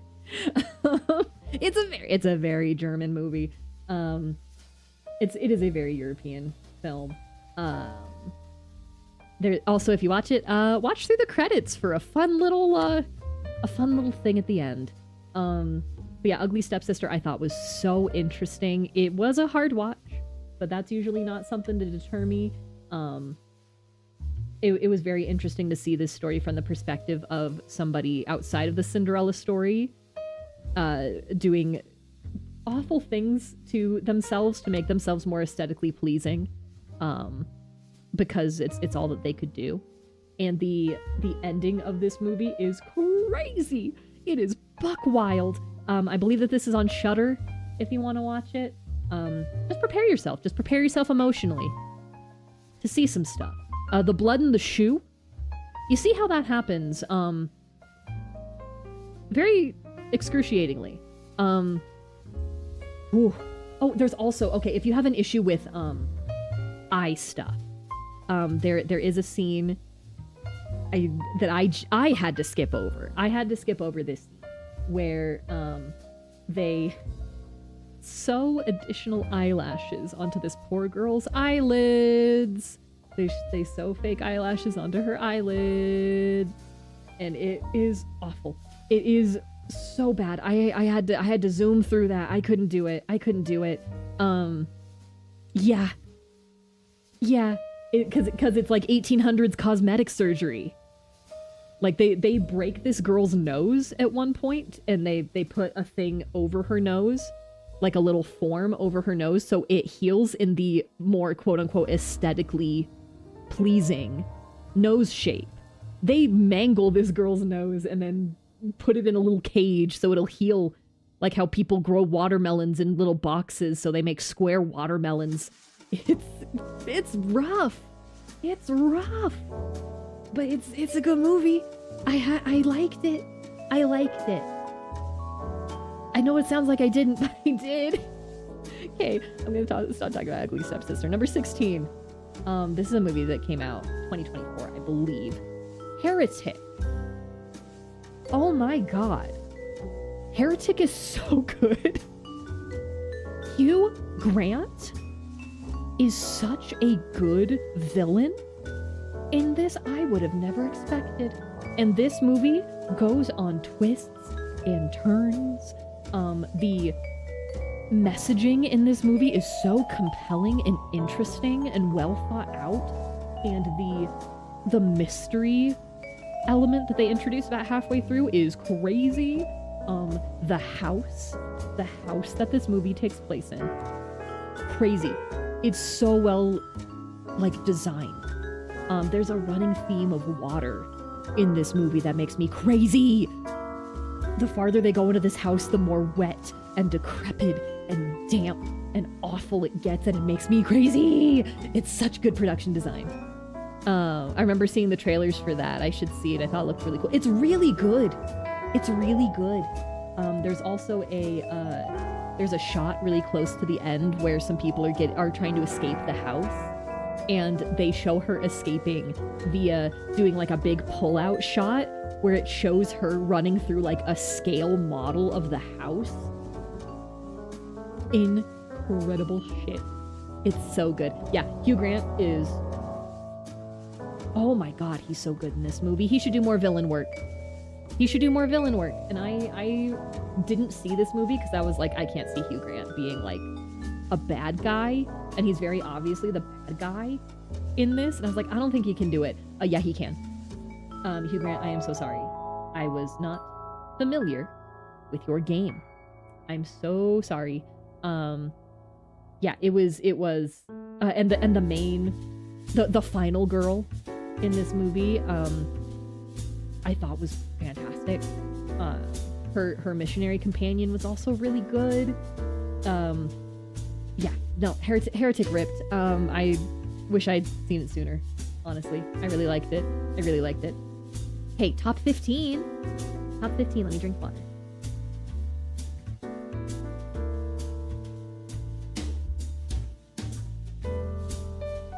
All right, okay.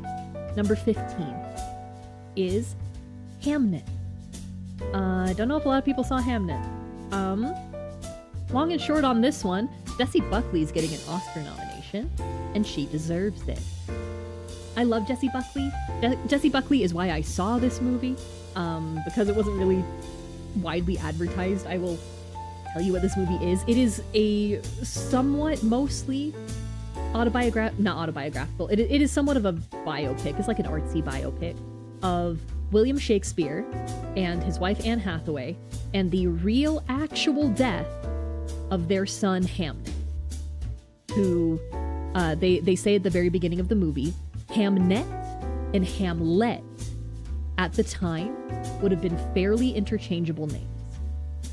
This is an incredible, honest, brutal look at the grief of losing a child. It feels really bad to say that the best part of this movie is the death of the child, but the kid they got to play Hamnet is incredible. I heard so many people just sniffling in the theater when I saw this.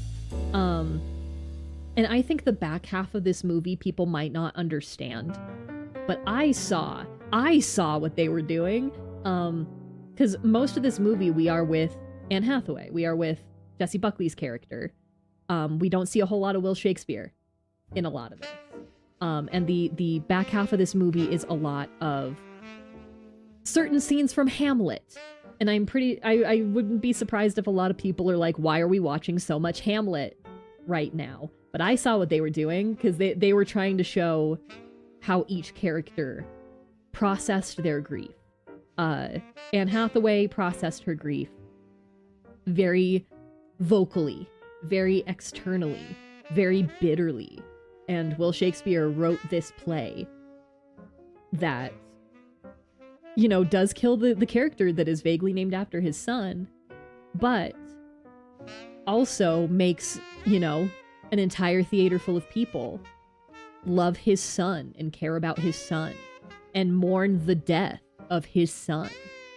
And it was beautiful. It was so beautiful. Pretty movie. So pretty movie. Very slow. You gotta be ready for a slow movie on this one. But the acting carried it through for me. I could see a lot of people not really vibing with this. I almost cried so many times. At Hamnet, it does take a second to get going too. It's trying to really set up their relationship, what it is before. But yeah, the kid they get to play Hamnet, doesn't help that he's like one of the cutest little kids I've ever seen, but he gives basically a soliloquy before he dies to his twin sister, and it's beautiful. It's incredible. And yeah, Jessie Buckley better get an Oscar nomination for this, or I'm gonna be pissed. Alright, number 14! Companion. Companion is the first movie I saw when I started my tradition of going to see a movie every Tuesday. This was the first one I saw, just because I thought it was really interesting. This is another Jack Quaid movie. And in this one, Jack Quaid plays a piece of shit. He's an awful person, and I thought he did great. There's a lot of Companion that I thought was really interesting. When I left the movie, I was just kind of lukewarm on it, and the more I've thought about Companion, the more I have enjoyed it overall. I really, yeah, I had a good time with Companion, and the messaging it has, I thought was really interesting. There are quite a few twists. If you do not know what the story of Companion is, what the hook of Companion is, just go watch it. Don't watch any trailers. Just go watch Companion. It's a story of a bad relationship. Just go watch Companion. And feel the surprise. There were a lot of people in my showing of Companion that didn't know what this movie was about. Didn't know the primary conceit of Companion, and gasped when it was revealed, because it's not revealed for a long time what this movie's really about. I think it's like half an hour at least before they hit you with what's up. And man, if I didn't know, I think this movie would have been up much higher, because the shock would have gotten me. So don't look up anything about Companion. If you don't know anything, just go watch it. Just go watch it. Great movie. Great movie. It's absolutely gone up this list, like, the more I've thought about it. And there's a lot to think about with Companion. I loved it. So good. Very surprisingly, number 13, Thunderbolts is a good movie. How is Thunderbolts a good movie? Really good movie. Another movie with messaging around, like, grief and depression. Uh-oh. I know a lot of people were like, why is the ending bit, like, them just solving the problem with, like, hugging? Because the movie's about depression, dum-dum. The movie's about depression. And finding a community, even when you're severely mentally ill and have done bad things. Thunderbolt's good movie. Florence Pugh carries this thing. Also, who plays Bob? Oh, no, who plays Bob in Thunderbolts? Who plays Bob in Thunderbolts? Who plays Bob? I'm so sorry. Who plays Bob? Lewis Pullman. Bill Pullman's son. Bill Pullman's son. Lewis. He's great. He's so good as Bob. Bob as a character, I think, is probably one of the best characters they've introduced to the MCU in a long time. How they animated the Void and how they portrayed him on screen was nuts. I really liked how they did the Void. Yeah, I just really like Thunderbolts. This is okay. I'm gonna say something controversial. Right now. Thunderbolts is a better team than the Avengers. Yeah, I said it. This team works better than the Avengers does. Yes, all the Avengers also didn't like each other for the most part. Thunderbolts straight up hates each other, but they are a found family in a way that the Avengers never were. I feel like they wanted to get a found family thing going for the Avengers, and it just didn't quite get there, in my opinion. And Thunderbolts absolutely feels like a dysfunctional family that has the whole vibe of like, hey, you can't be mean to my sister. That's my fucking sister, but like, I can make fun of her, but you can't. Fuck you. Like, that's the vibe that I get from the Thunderbolt. Rip to all the Avengers Tower roommate fics from 2012. Hey, Corvid, those could come back. Cause guess who's in the tower right now? The motherfucking Thunderbolts. They're living in Avengers Tower. We could have tower fics again. Do it. Bring back tower fics. I just recalibrated my thing and something broke. Okay, now? There we go. Okay. I can't believe you're convincing me to return to Marvel. Ha ha ha. I don't know if you should return to Marvel as a whole, but just watch Thunderbolts. I haven't watched, like, pretty much any movie that you would need to watch Thunderbolts, and I still had a good time. Because, like, Florence Pugh's character and David Harbour's character, you'd need to watch the Black Widow movie, which I'm not doing. I didn't watch Falcon and the Winter Soldier, which is where the new Captain America and Sebastian Stan, like what's going on with Bucky is kind of established. Yeah, I didn't watch those, and I still had a good time. A good old time with Thunderbolts. Yeah, I liked it a lot. Can I talk about two things in Thunderbolts though? As a person who is married to Loki Laufeyson, there were two parts in Thunderbolts where I was like, you are dangling my little guy in front of me, and I'm losing my mind. There was one bit where they have I believe it's a 10 or a 15 year anniversary of the Battle of New York, and it's like a rich people schmoozing gala type thing. And sorry, one second, I fucked up my model somehow. Okay, are we good? A little bit. Okay. But so they're having this this gala, and like Bucky, who shouldn't be a senator. I'm pretty sure it's like known that he killed JFK in universe. How is he a senator? Like he's like trying to do political intrigue stuff, and all I can see is all of Loki's stuff that they have in the background. They have a lot of Loki's stuff that they like reclaimed after the Battle of New York, and he was sent back to Asgard. His scepter is there, obviously minus the Mind Stone, but like I was like, that's my guy's stuff. Give him back his stuff. Like I was so distracted. And there's another scene that takes place in Avengers Tower, and I realized about halfway through the scene that it was the exact same room where Loki and Tony Stark have their confrontation in Avengers 2012. When Loki throws Tony out the window, and I was like, I'm not listening anymore. The bar is still there. They're like remodeling the room, and the bar is still there. And I'm like, no, I can't be here. I can't miss my man. Yeah. Other than that, I really enjoyed Thunderbolts. I was just kind of going crazy for 2 seconds. Anyway, I really hope Doomsday is good, but also please, please, please, please, please let Loki hang out with at least 2 of the Thunderbolts. I would like to see Loki talk to Bob. That would be great. I would like to see Loki talk to Red Guardian. That'd be incredible. I also think Loki and Bucky should talk. I think, hey Marvel, you want to get the fangirls happy? Let Loki and Bucky have a conversation. Let those two mentally ill demographics of girlies see their boys talk.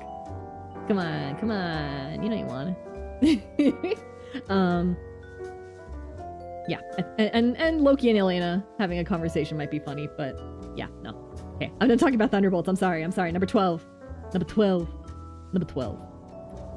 I was really surprised on this one. Final Destination Bloodlines. I genuinely like the Final Destination movies. I know more. Well, I remember more of the plot lines of all 5 Final Destination movies before this one, more than the average person, I think. And to me, Final Destination Bloodlines is the platonic ideal of a Final Destinations movie. It is so fun. It's so silly. The kills are insane.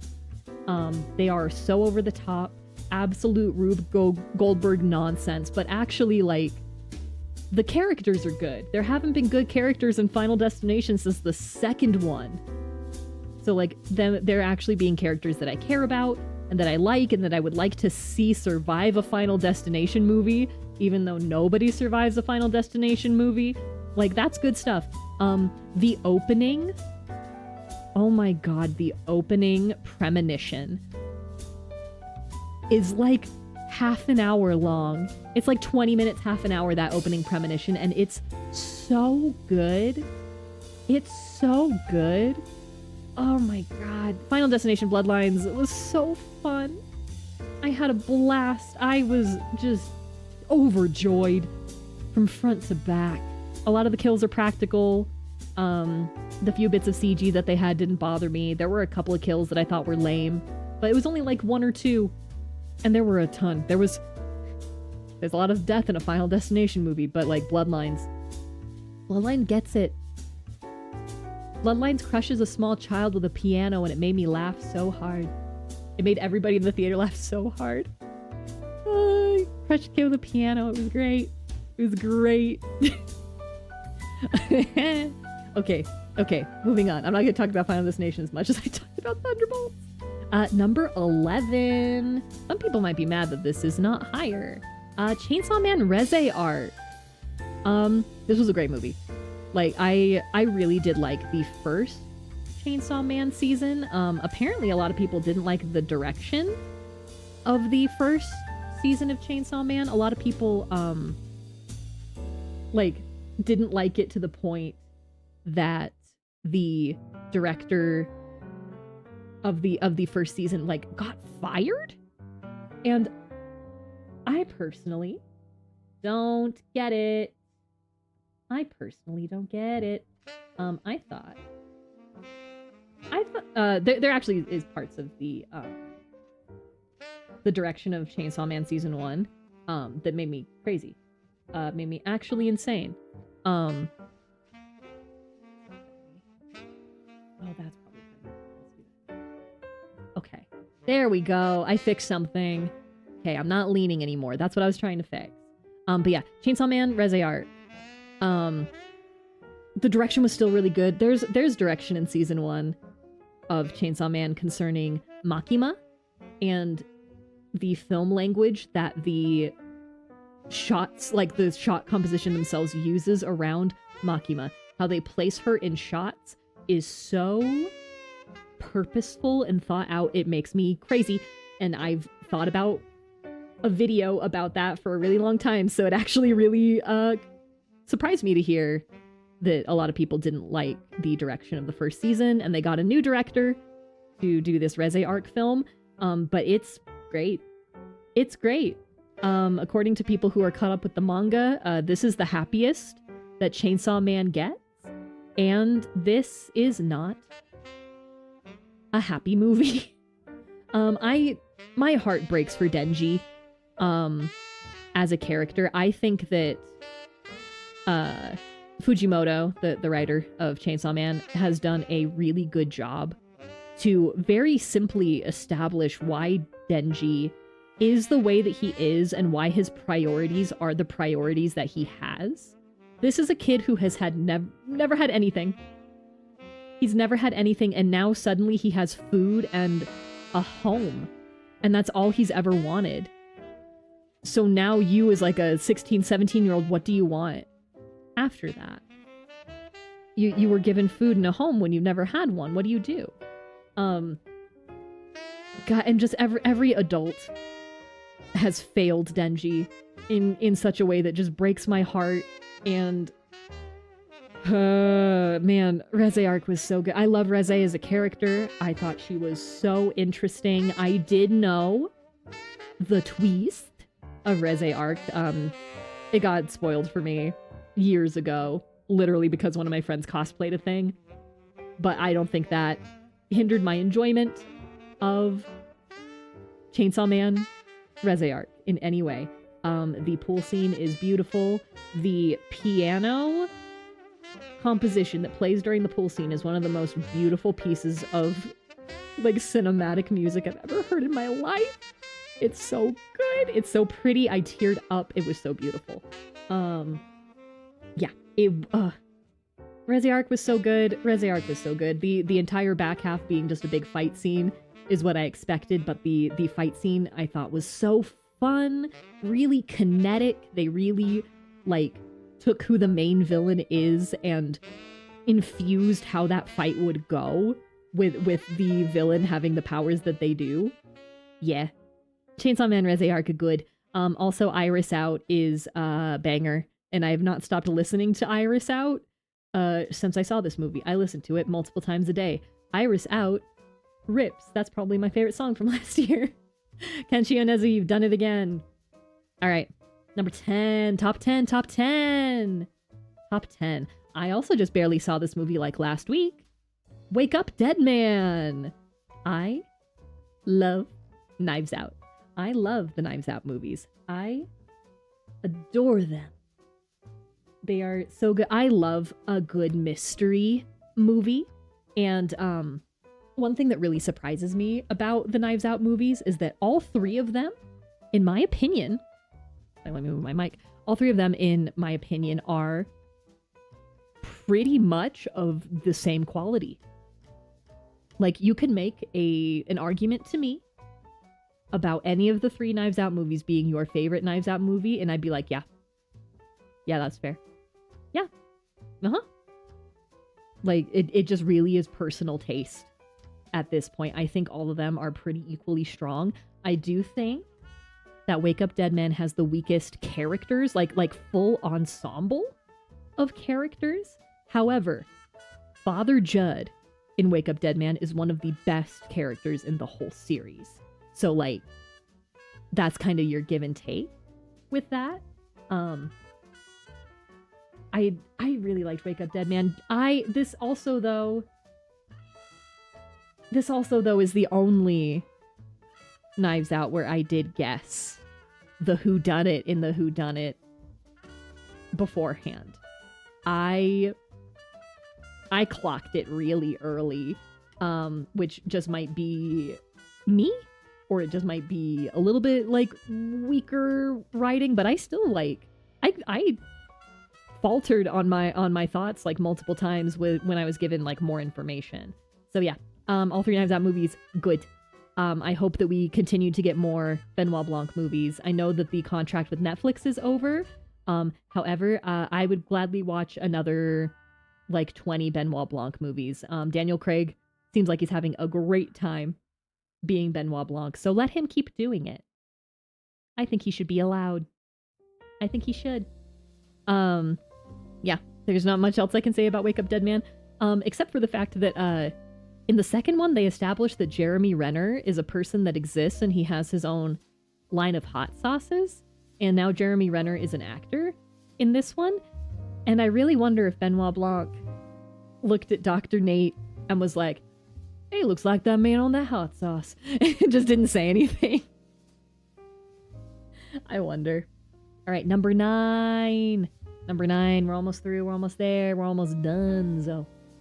Number 9, I saw this is probably the first movie I saw last year. I think I saw it like right after New Year's. Nosferatu.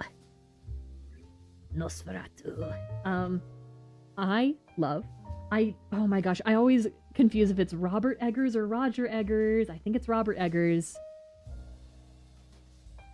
Yep, Robert Eggers. Robert Eggers is a crazy person. Robert Eggers, I think, is insane. His commitment to making time period accurate films is some of the most buck wild shit I've ever seen in my life. I wrote a very long paper when I was in college about The Lighthouse, because The Lighthouse had just come out at the time. And I got like really crazy about like the historical pieces of The Lighthouse. And Nosferatu, oh my god, Nosferatu's so good. Definitely not for everybody, but that's every Robert Eggers movie, right? There are a lot of people that don't like The Witch. Those people are wrong. But there are people that don't like The Witch. Oh my god. What do I say about Nosferatu? What do I say about Nosferatu? Wait, what do you mean that Robert Eggers has more credit as a production designer than as a director? That honestly tracks a little bit. But yeah, Nosferatu, I think... I don't know if it's his best movie. I think I like The Witch and The Lighthouse a little bit more. But Bill Skarsgård as Count Orlok. Oh my god. I also think that this script is insanely good.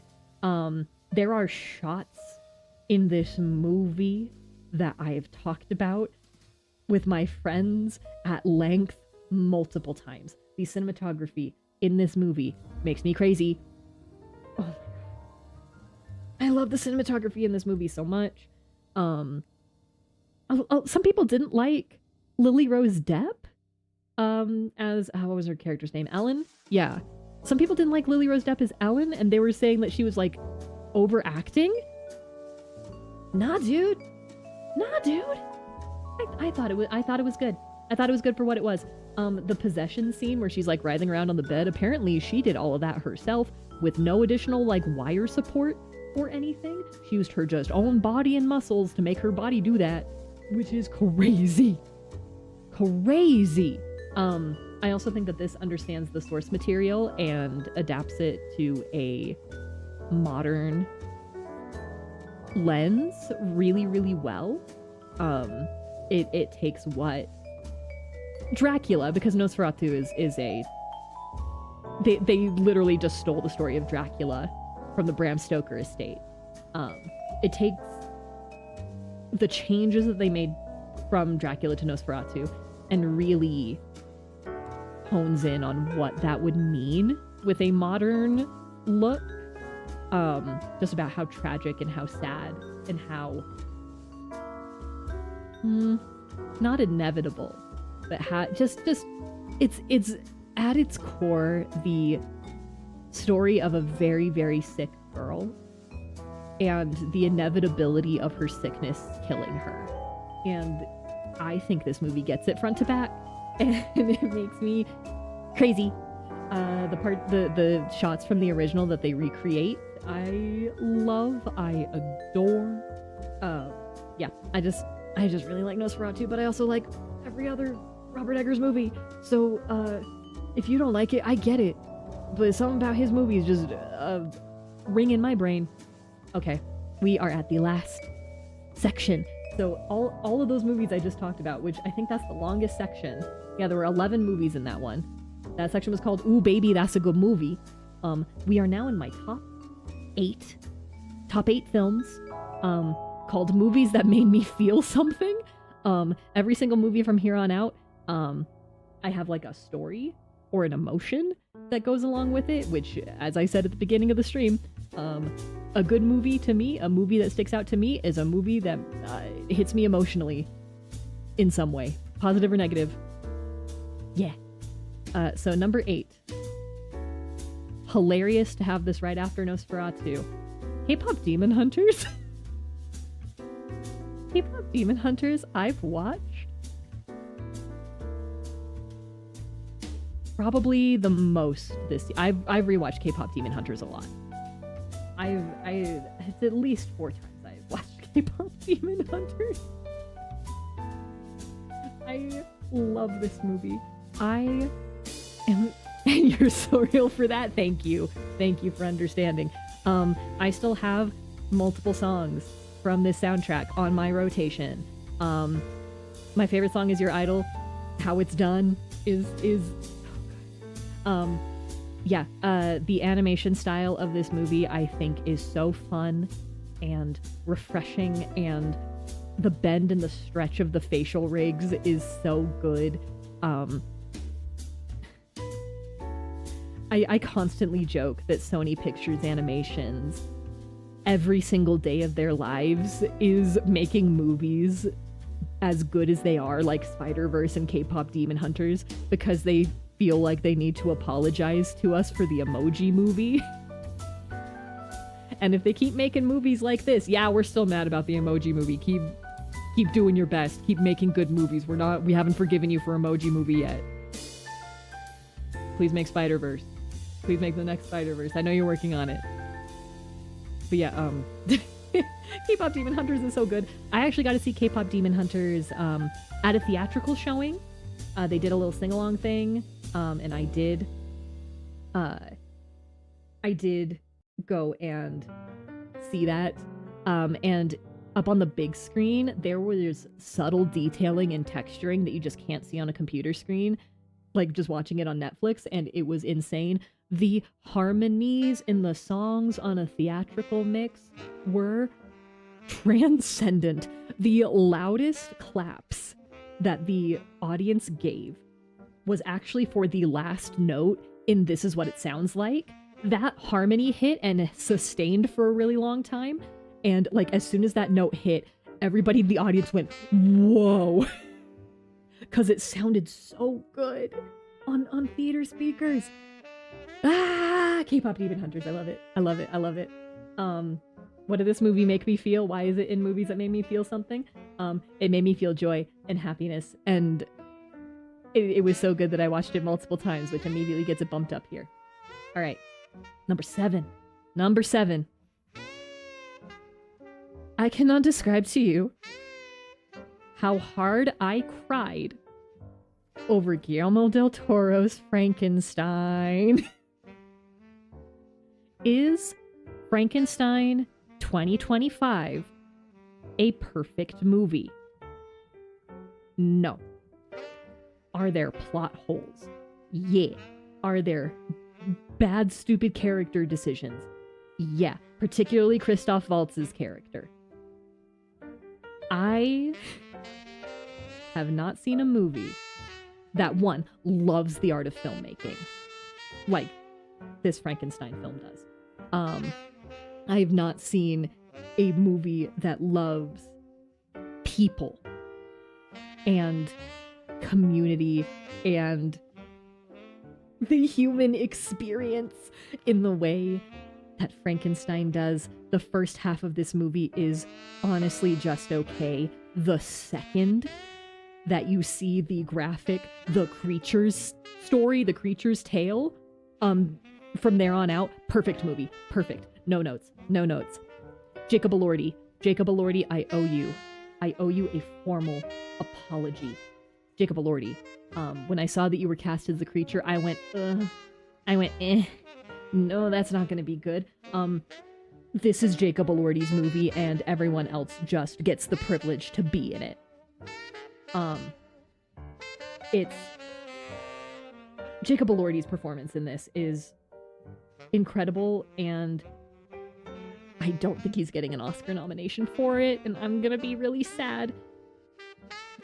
His physical acting and how he speaks and how he moves, amazing. And I just also love Guillermo del Toro, and I know a lot about him as a person via things like he's shared over the years.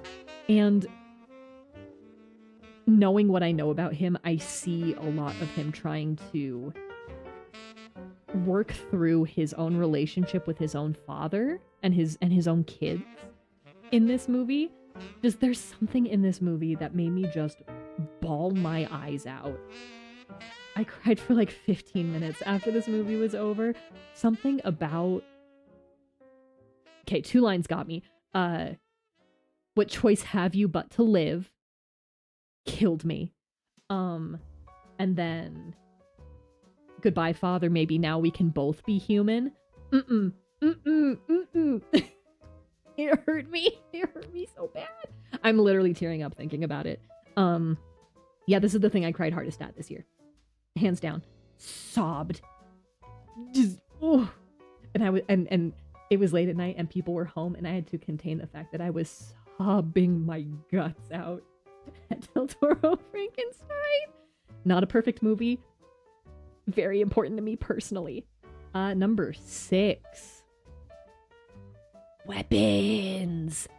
For a lot of people, weapons is going to be higher. The movies that follow this are going to be higher for specific reasons. I love weapons. I love weapons. I really like Zach Cregger's previous film, Barbarian. But this movie is so layered. And there's so much that it wants to talk about, but it doesn't tell the audience how to feel.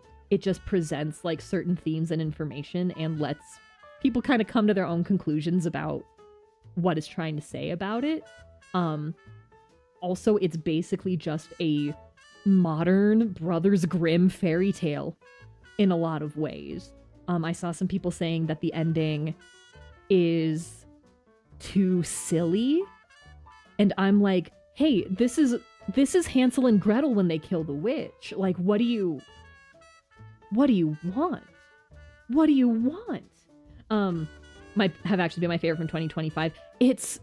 I saw this in theaters with a group with my friends, and me and my friends talked about it for a really long time. One of the best single reactions I've had watching a movie with a large audience was the scene in Weapons. And I will say this very vaguely, but if you've seen Weapons, you know what I mean. The scene where you hear the car door open. The gasps and yells in the theater that I was in was a singular experience. Corbin just said, oh god, that scene, exactly. Just hearing of that door opening, everybody went It was so good. Gladys is an all-time horror character. There's so much that is being said in this movie, and even if you don't want to dissect the themes, it as a film is so interesting. The way it tells its story, the way that it shows that every narrator it gives you is unreliable. It will show you other scenes and they'll be slightly different. I'm crazy about Weapons. I'm crazy about Weapons. The quick turnaround of the creepiness into the silliness and to relief into terrorful. Yeah, absolutely. Dude, there's everything about this movie is so good. And you can kind of tell that Zach Cregger was writing this as a way to process some of his childhood. He has admitted that he had a very similar childhood to the main child in Weapons, because he had parents who were addicts. But also at the same time, Zach Cregger was one of the people who was in the comedy group Whitest Kids You Know, and oh god, what was his name? Trevor Moore, the kind of founder of Whitest Kids You Know. Between Barbarian and Weapons, like I think filming a Barbarian was just done, and he was starting to consider another movie. Zach Cregger was when Trevor Moore died very suddenly in a freak accident. It was an absolute just freak accident. And he said that he started writing this movie to process that level of sudden loss and grief of a person that he'd known like his entire life. And I think you can feel that. There's a lot that this movie says about addiction, but there's a lot that this movie says about how people deal with loss and how people process a loss. And it's so good. There's so much I could talk about with weapons. I could talk about pieces of weapons for hours, but I have to move on. It's getting late. Top 5. These are my top 5. This top 5 is a perfect sampling of the types of movies that I enjoy. The first movie to make me cry this year. If you had told me that this was going to be the first movie that would make me openly cry in a movie theater surrounded by other people, I would have said that you were crazy. But 28 years later, 28 years later is so good. I don't even like the other 28 films, the 28 days, 28 weeks. I think they're just fine. 28 years later is so good. And I think part of it was me not expecting it to be good. The editing in this movie is probably some of my favorite editing of any movie I saw last year. I know a lot of people didn't like the ending, but it was a setup for the next movie. Everybody shut up. But also some people said that it felt like really disjointed in like 3 different movies at once. Obviously you don't remember the other 2 movies that also had this exact same 3-act structure. This is how this series has always been. What they do is they have like a first act that sets up part of a story, then they have a second act that like does some other stuff, and then they have a third act that pays off the first 2. That is how these movies have always worked. And it's so good in 28 years later. It's so good. The kid actor, oh my gosh, I have to look up his name. I also just really like the zombies in 28 years later. I really like that the concept of this is how would a society grow from being cut off from the world? Because this is obviously from the title 28 years after the first infection of the rage virus. The entire world quarantined off England. So how do people 30 years later, what society have they built from there?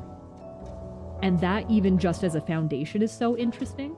All of the characters are so good. Ray Fiennes does an amazing job.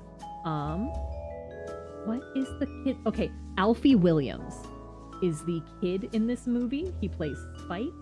He is so good. I love this kid. You 100% get why he does the things he does, even though they're like not the smartest choices ever.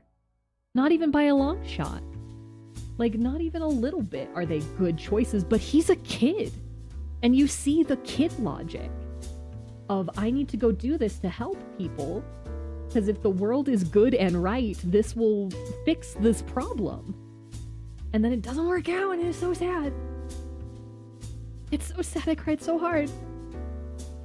And also, the montage, like 20 minutes into this movie, set to a dramatic reading of the poem Boots that was featured in a lot of the trailers. Not the montage, but the reading of Boots. That montage is probably some of my favorite editing from last year. That whole scene is incredible. There are some bits that are a little bit silly, but like, it's fine. This movie's just good. This is just a good movie. Why am I a clown? Honk honk. Great everyone else says my mama is the biggest clown in the circus. And they're right. I don't know, me for me liking 28 years later. Why is it not... Okay, do I have to do it myself? 1 second. Why is it not doing it? The only part I hated was the ending. Yeah, because... Okay, so I don't know a lot of people would understand that that's a reference to something really specific, but also it's to set up the situation that Spike is going to be in the Bone Temple, with the Jimmies. I will just say with the Jimmies, because like we had a whole movie looking at this one civilization that was like all on their own island. What are people doing on mainland England? It looks like something crazy. Let me manually put this on. There we go. Honk honk. No, I think it's perfect, and I think it's gonna. Well, not perfect. Like, I think it works for what I think the next movie is gonna be, and I think it establishes those characters really well, especially when you take the opening scene into context and observe what they were watching on the television. You can see how that day burned into a certain Jimmy's brain, and that became his whole personality. It's great. It's great. And it's also referencing something that's very, like, UK specific, apparently. Obviously, I'm not the biggest. I don't have the knowledge. But, yeah, really interesting. Really interesting. Okay, number 4. Oh, I'm so excited to talk about this one. Oh, I'm so excited to talk about this one. Begonia. Begonia. Oh my god, Begonia. Okay, Begonia is Yorgos Lanthimos' newest movie. I'm kind of here or there with his movies.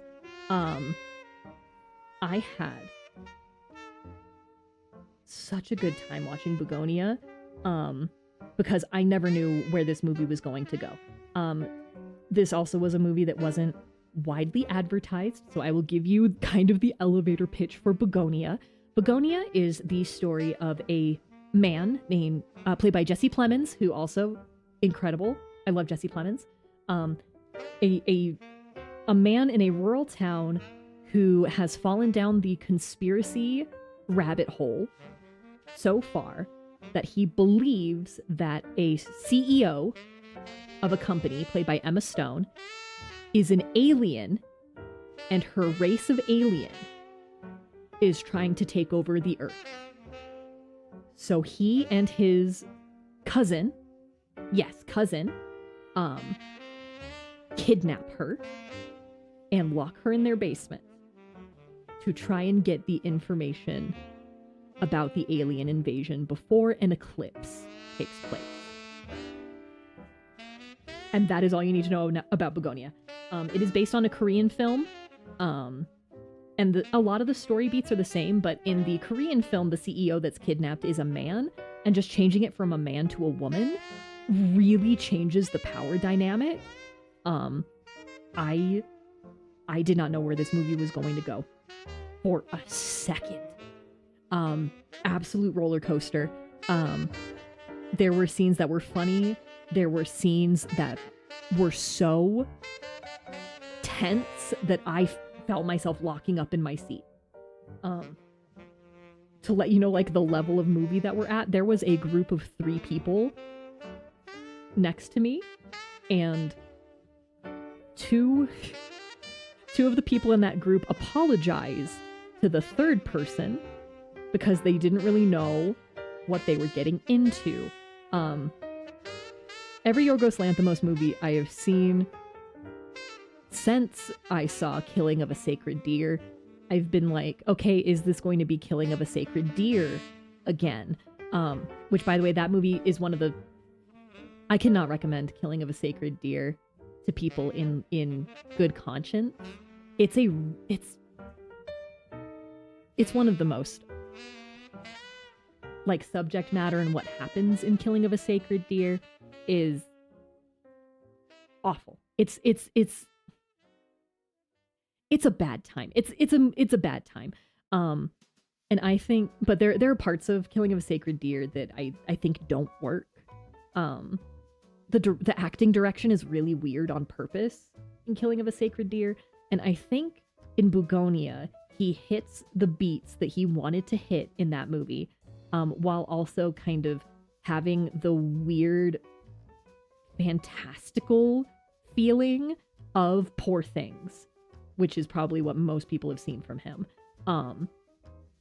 Such a good movie. Incredible first time watch. I'm so excited to subject my friends to Begonia.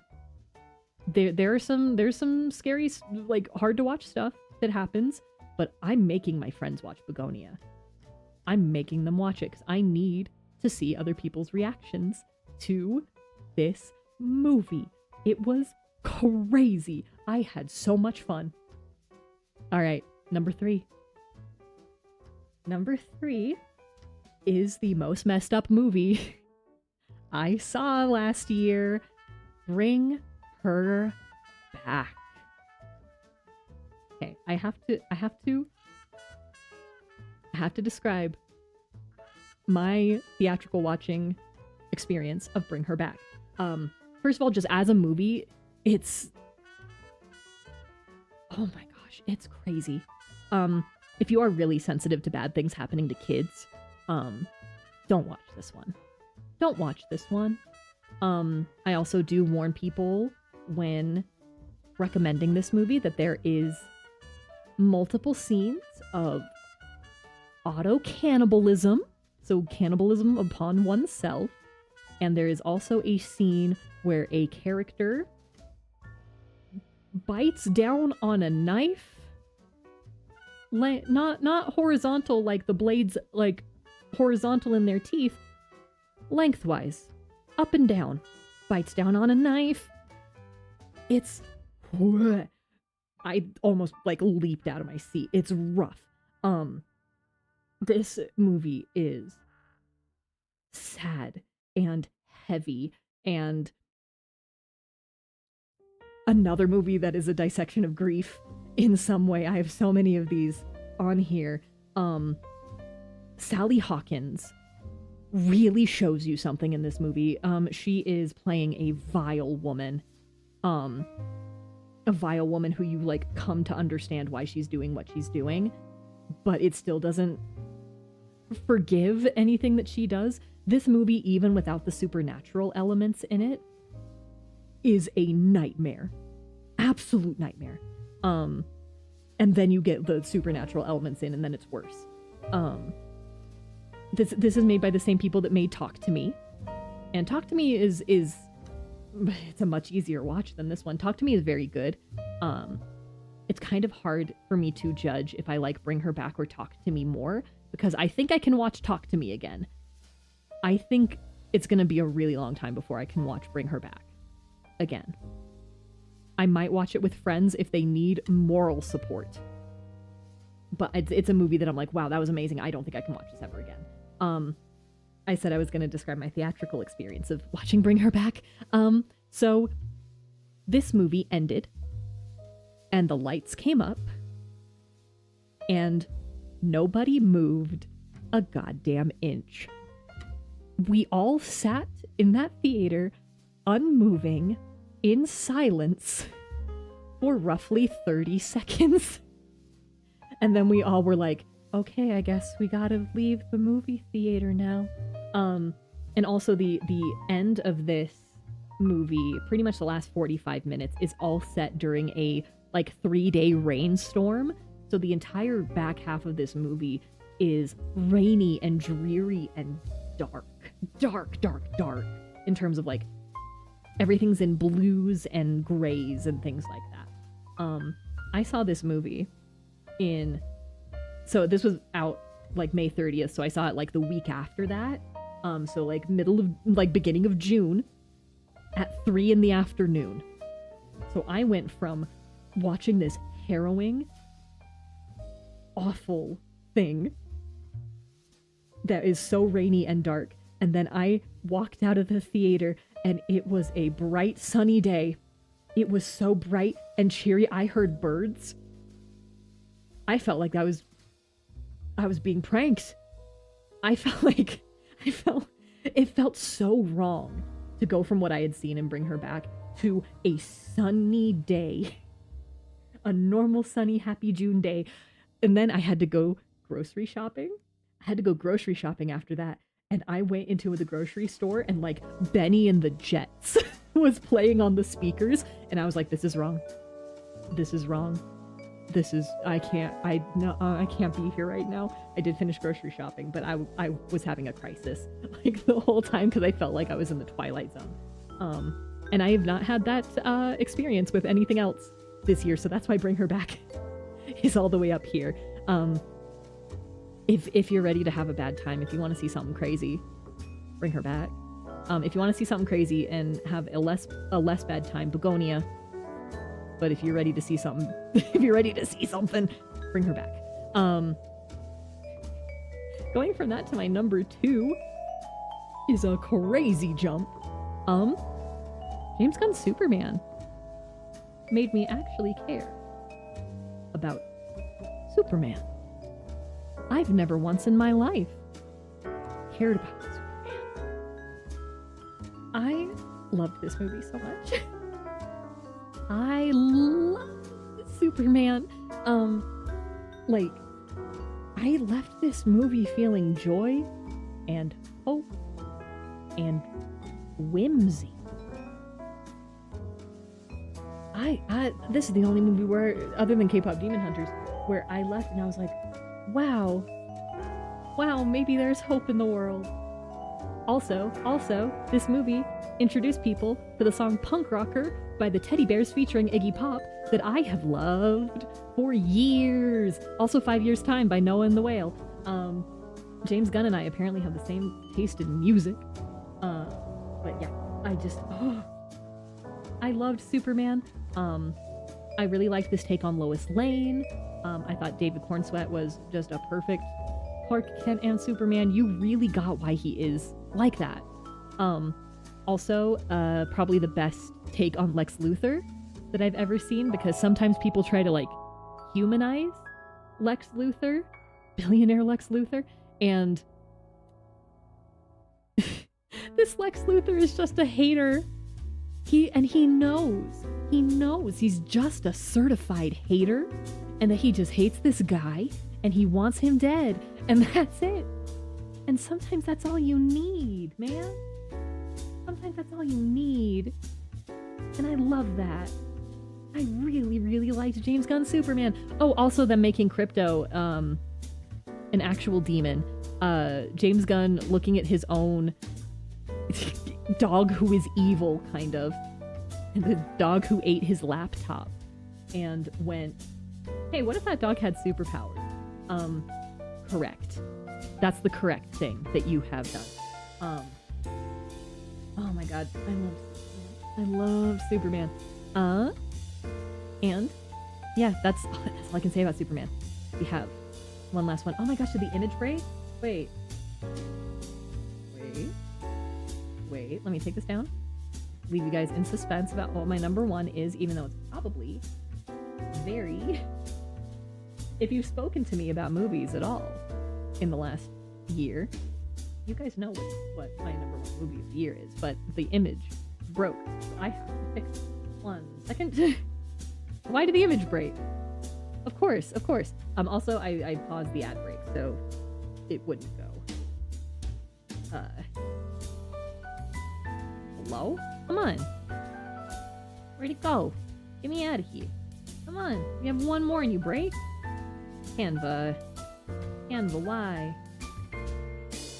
Okay. Alright. Here we go. Okay. It's on the wrong screen now, but I'm hoping it'll still see it. No, it won't. Okay. Oh my god. Of course this happens right at the end. Sorry, SUMI scuff is happening. Of course it is. Presenter view. Get me out of here. Got it. Okay. Over here. Full screen it.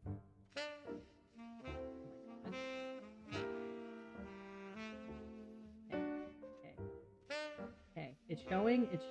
Alright.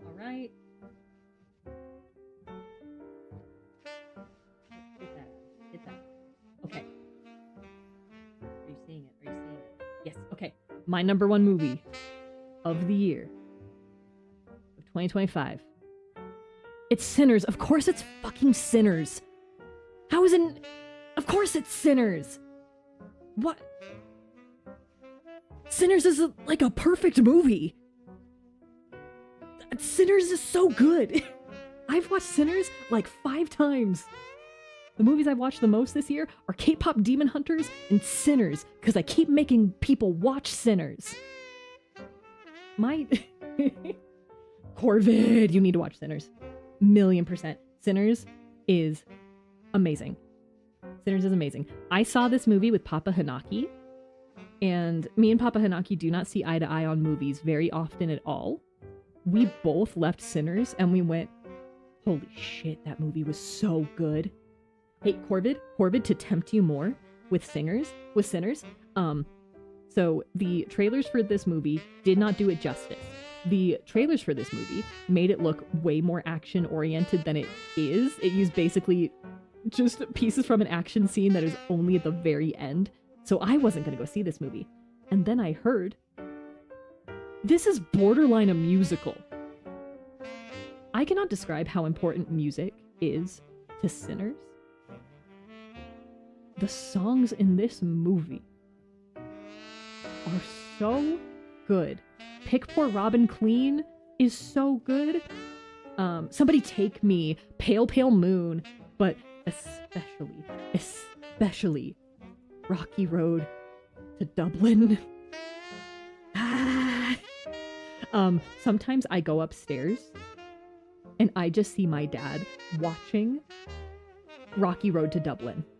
Just watching the Rocky Road to Dublin scene. And sometimes we'll watch Pale Pale Moon in front of it. Rocky Road to Dublin is the best thing that I've seen this year. You can make an argument for the one take in Somebody Take Me. I do think that actually probably that one take from Somebody Take Me is... Oh no, it's... I guess that's technically I Lied to You is the song, but I always think of it as Somebody Take Me. But like that oneer that's all through there that shows like the history of music. I'm also sleeping this ad too. We're not going to do ads for the rest of the stream because I don't think I'm going to talk for much longer. Other than to just say watch Sinners, watch Sinners, watch Sinners. Everybody watch Sinners. Everybody watch Sinners. Everybody watch Sinners. Yeah, like I will just go upstairs and Papa Hanaki will be watching Rocky Road to Dublin, and it's so good. Like my stepmom, who doesn't like scary movies very much. This isn't particularly a horror movie. It's a horror movie in the same way that like From Dusk Till Dawn is a horror movie, in that there are vampires. But oh my god, my stepmom likes this movie, and she doesn't like movies like this usually. This movie is so good. There are no movies like Sinners. There are no movies like Sinners. I don't think it's going to get a Best Picture nomination, and it breaks my heart. If the Oscar nomination... Actually, no, I think it's going to get a nomination because they do have 10 films in the nomination category. So I think it's going to get a nomination. There's no way on this planet it wins, but it should win. Sinners is one of the most unique movies I've ever seen in my life. Sinners is incredible. And that's it. That's it. Oop, didn't mean to do that. That's it. That's it. Get me out of here. Get me out of here. That's it. We're done. That's the stream. If you have any takeaways from this, I enjoy really messed up movies. Take all my recommendations with several grains of salt, but also watch Sinners. Watch Sinners. This was a whole stream to convince you to watch Sinners. That's it. That's it. Everybody watch Sinners. I'm gonna go watch the Rocky Road to Dublin scene again. Actually. I love it. But for now, let's go back to the club. Hi. Okay. Thank you guys for hanging out and listening to me talk about movies for 3 solid hours. I like movies. I already have my first movie for the year picked out. I'm going on Tuesday to go see No Other Choice, and I'm so excited. Old Boy's one of my favorite movies ever. This is that director's new movie. I'm so stoked. But yeah, I appreciate everybody coming to hang out, even if you just stopped by for a minute. Always good to have people around here. Don't forget that tomorrow we are doing the demo for It Has My Face. Everybody was very... Well, not everybody. The dev team was very, very cool to reach out to me. So I'm excited to check it out. Scheduled for next week. Will be up soon. But we're going to play one more Uma Musume and then it's Pathologic 3. It's Pathologic 3 week, baby. That's all I care about. That's all I care about. I'm I'm going to send you raid-wise over to Sora on the Twitch end. Sora is just barely starting her stream, and she's doing a little comfy ASMR stream. I know it's late for a lot of people, so let's get some relaxing going. All right, that is going to be it for me today. Yeah. I don't know. There's not much else I can say. How many times can I say watch Sinners? Watch Sinners, everybody. Edison, do you have anything else you'd like to say? Eddie also says watch Sinners. He says that's not what he said. He said that he's upset that Good Boy was up as high as it was. Why wasn't there a movie about a cat this year? I don't know. I don't make those decisions. We should make one. I don't think I have that money, buddy. We are not stealing the money to make a movie about a cat. Thank you, though. All right, everybody, go have fun with Sora. I will see you all tomorrow for It Has My Face. Until then, oyasumi.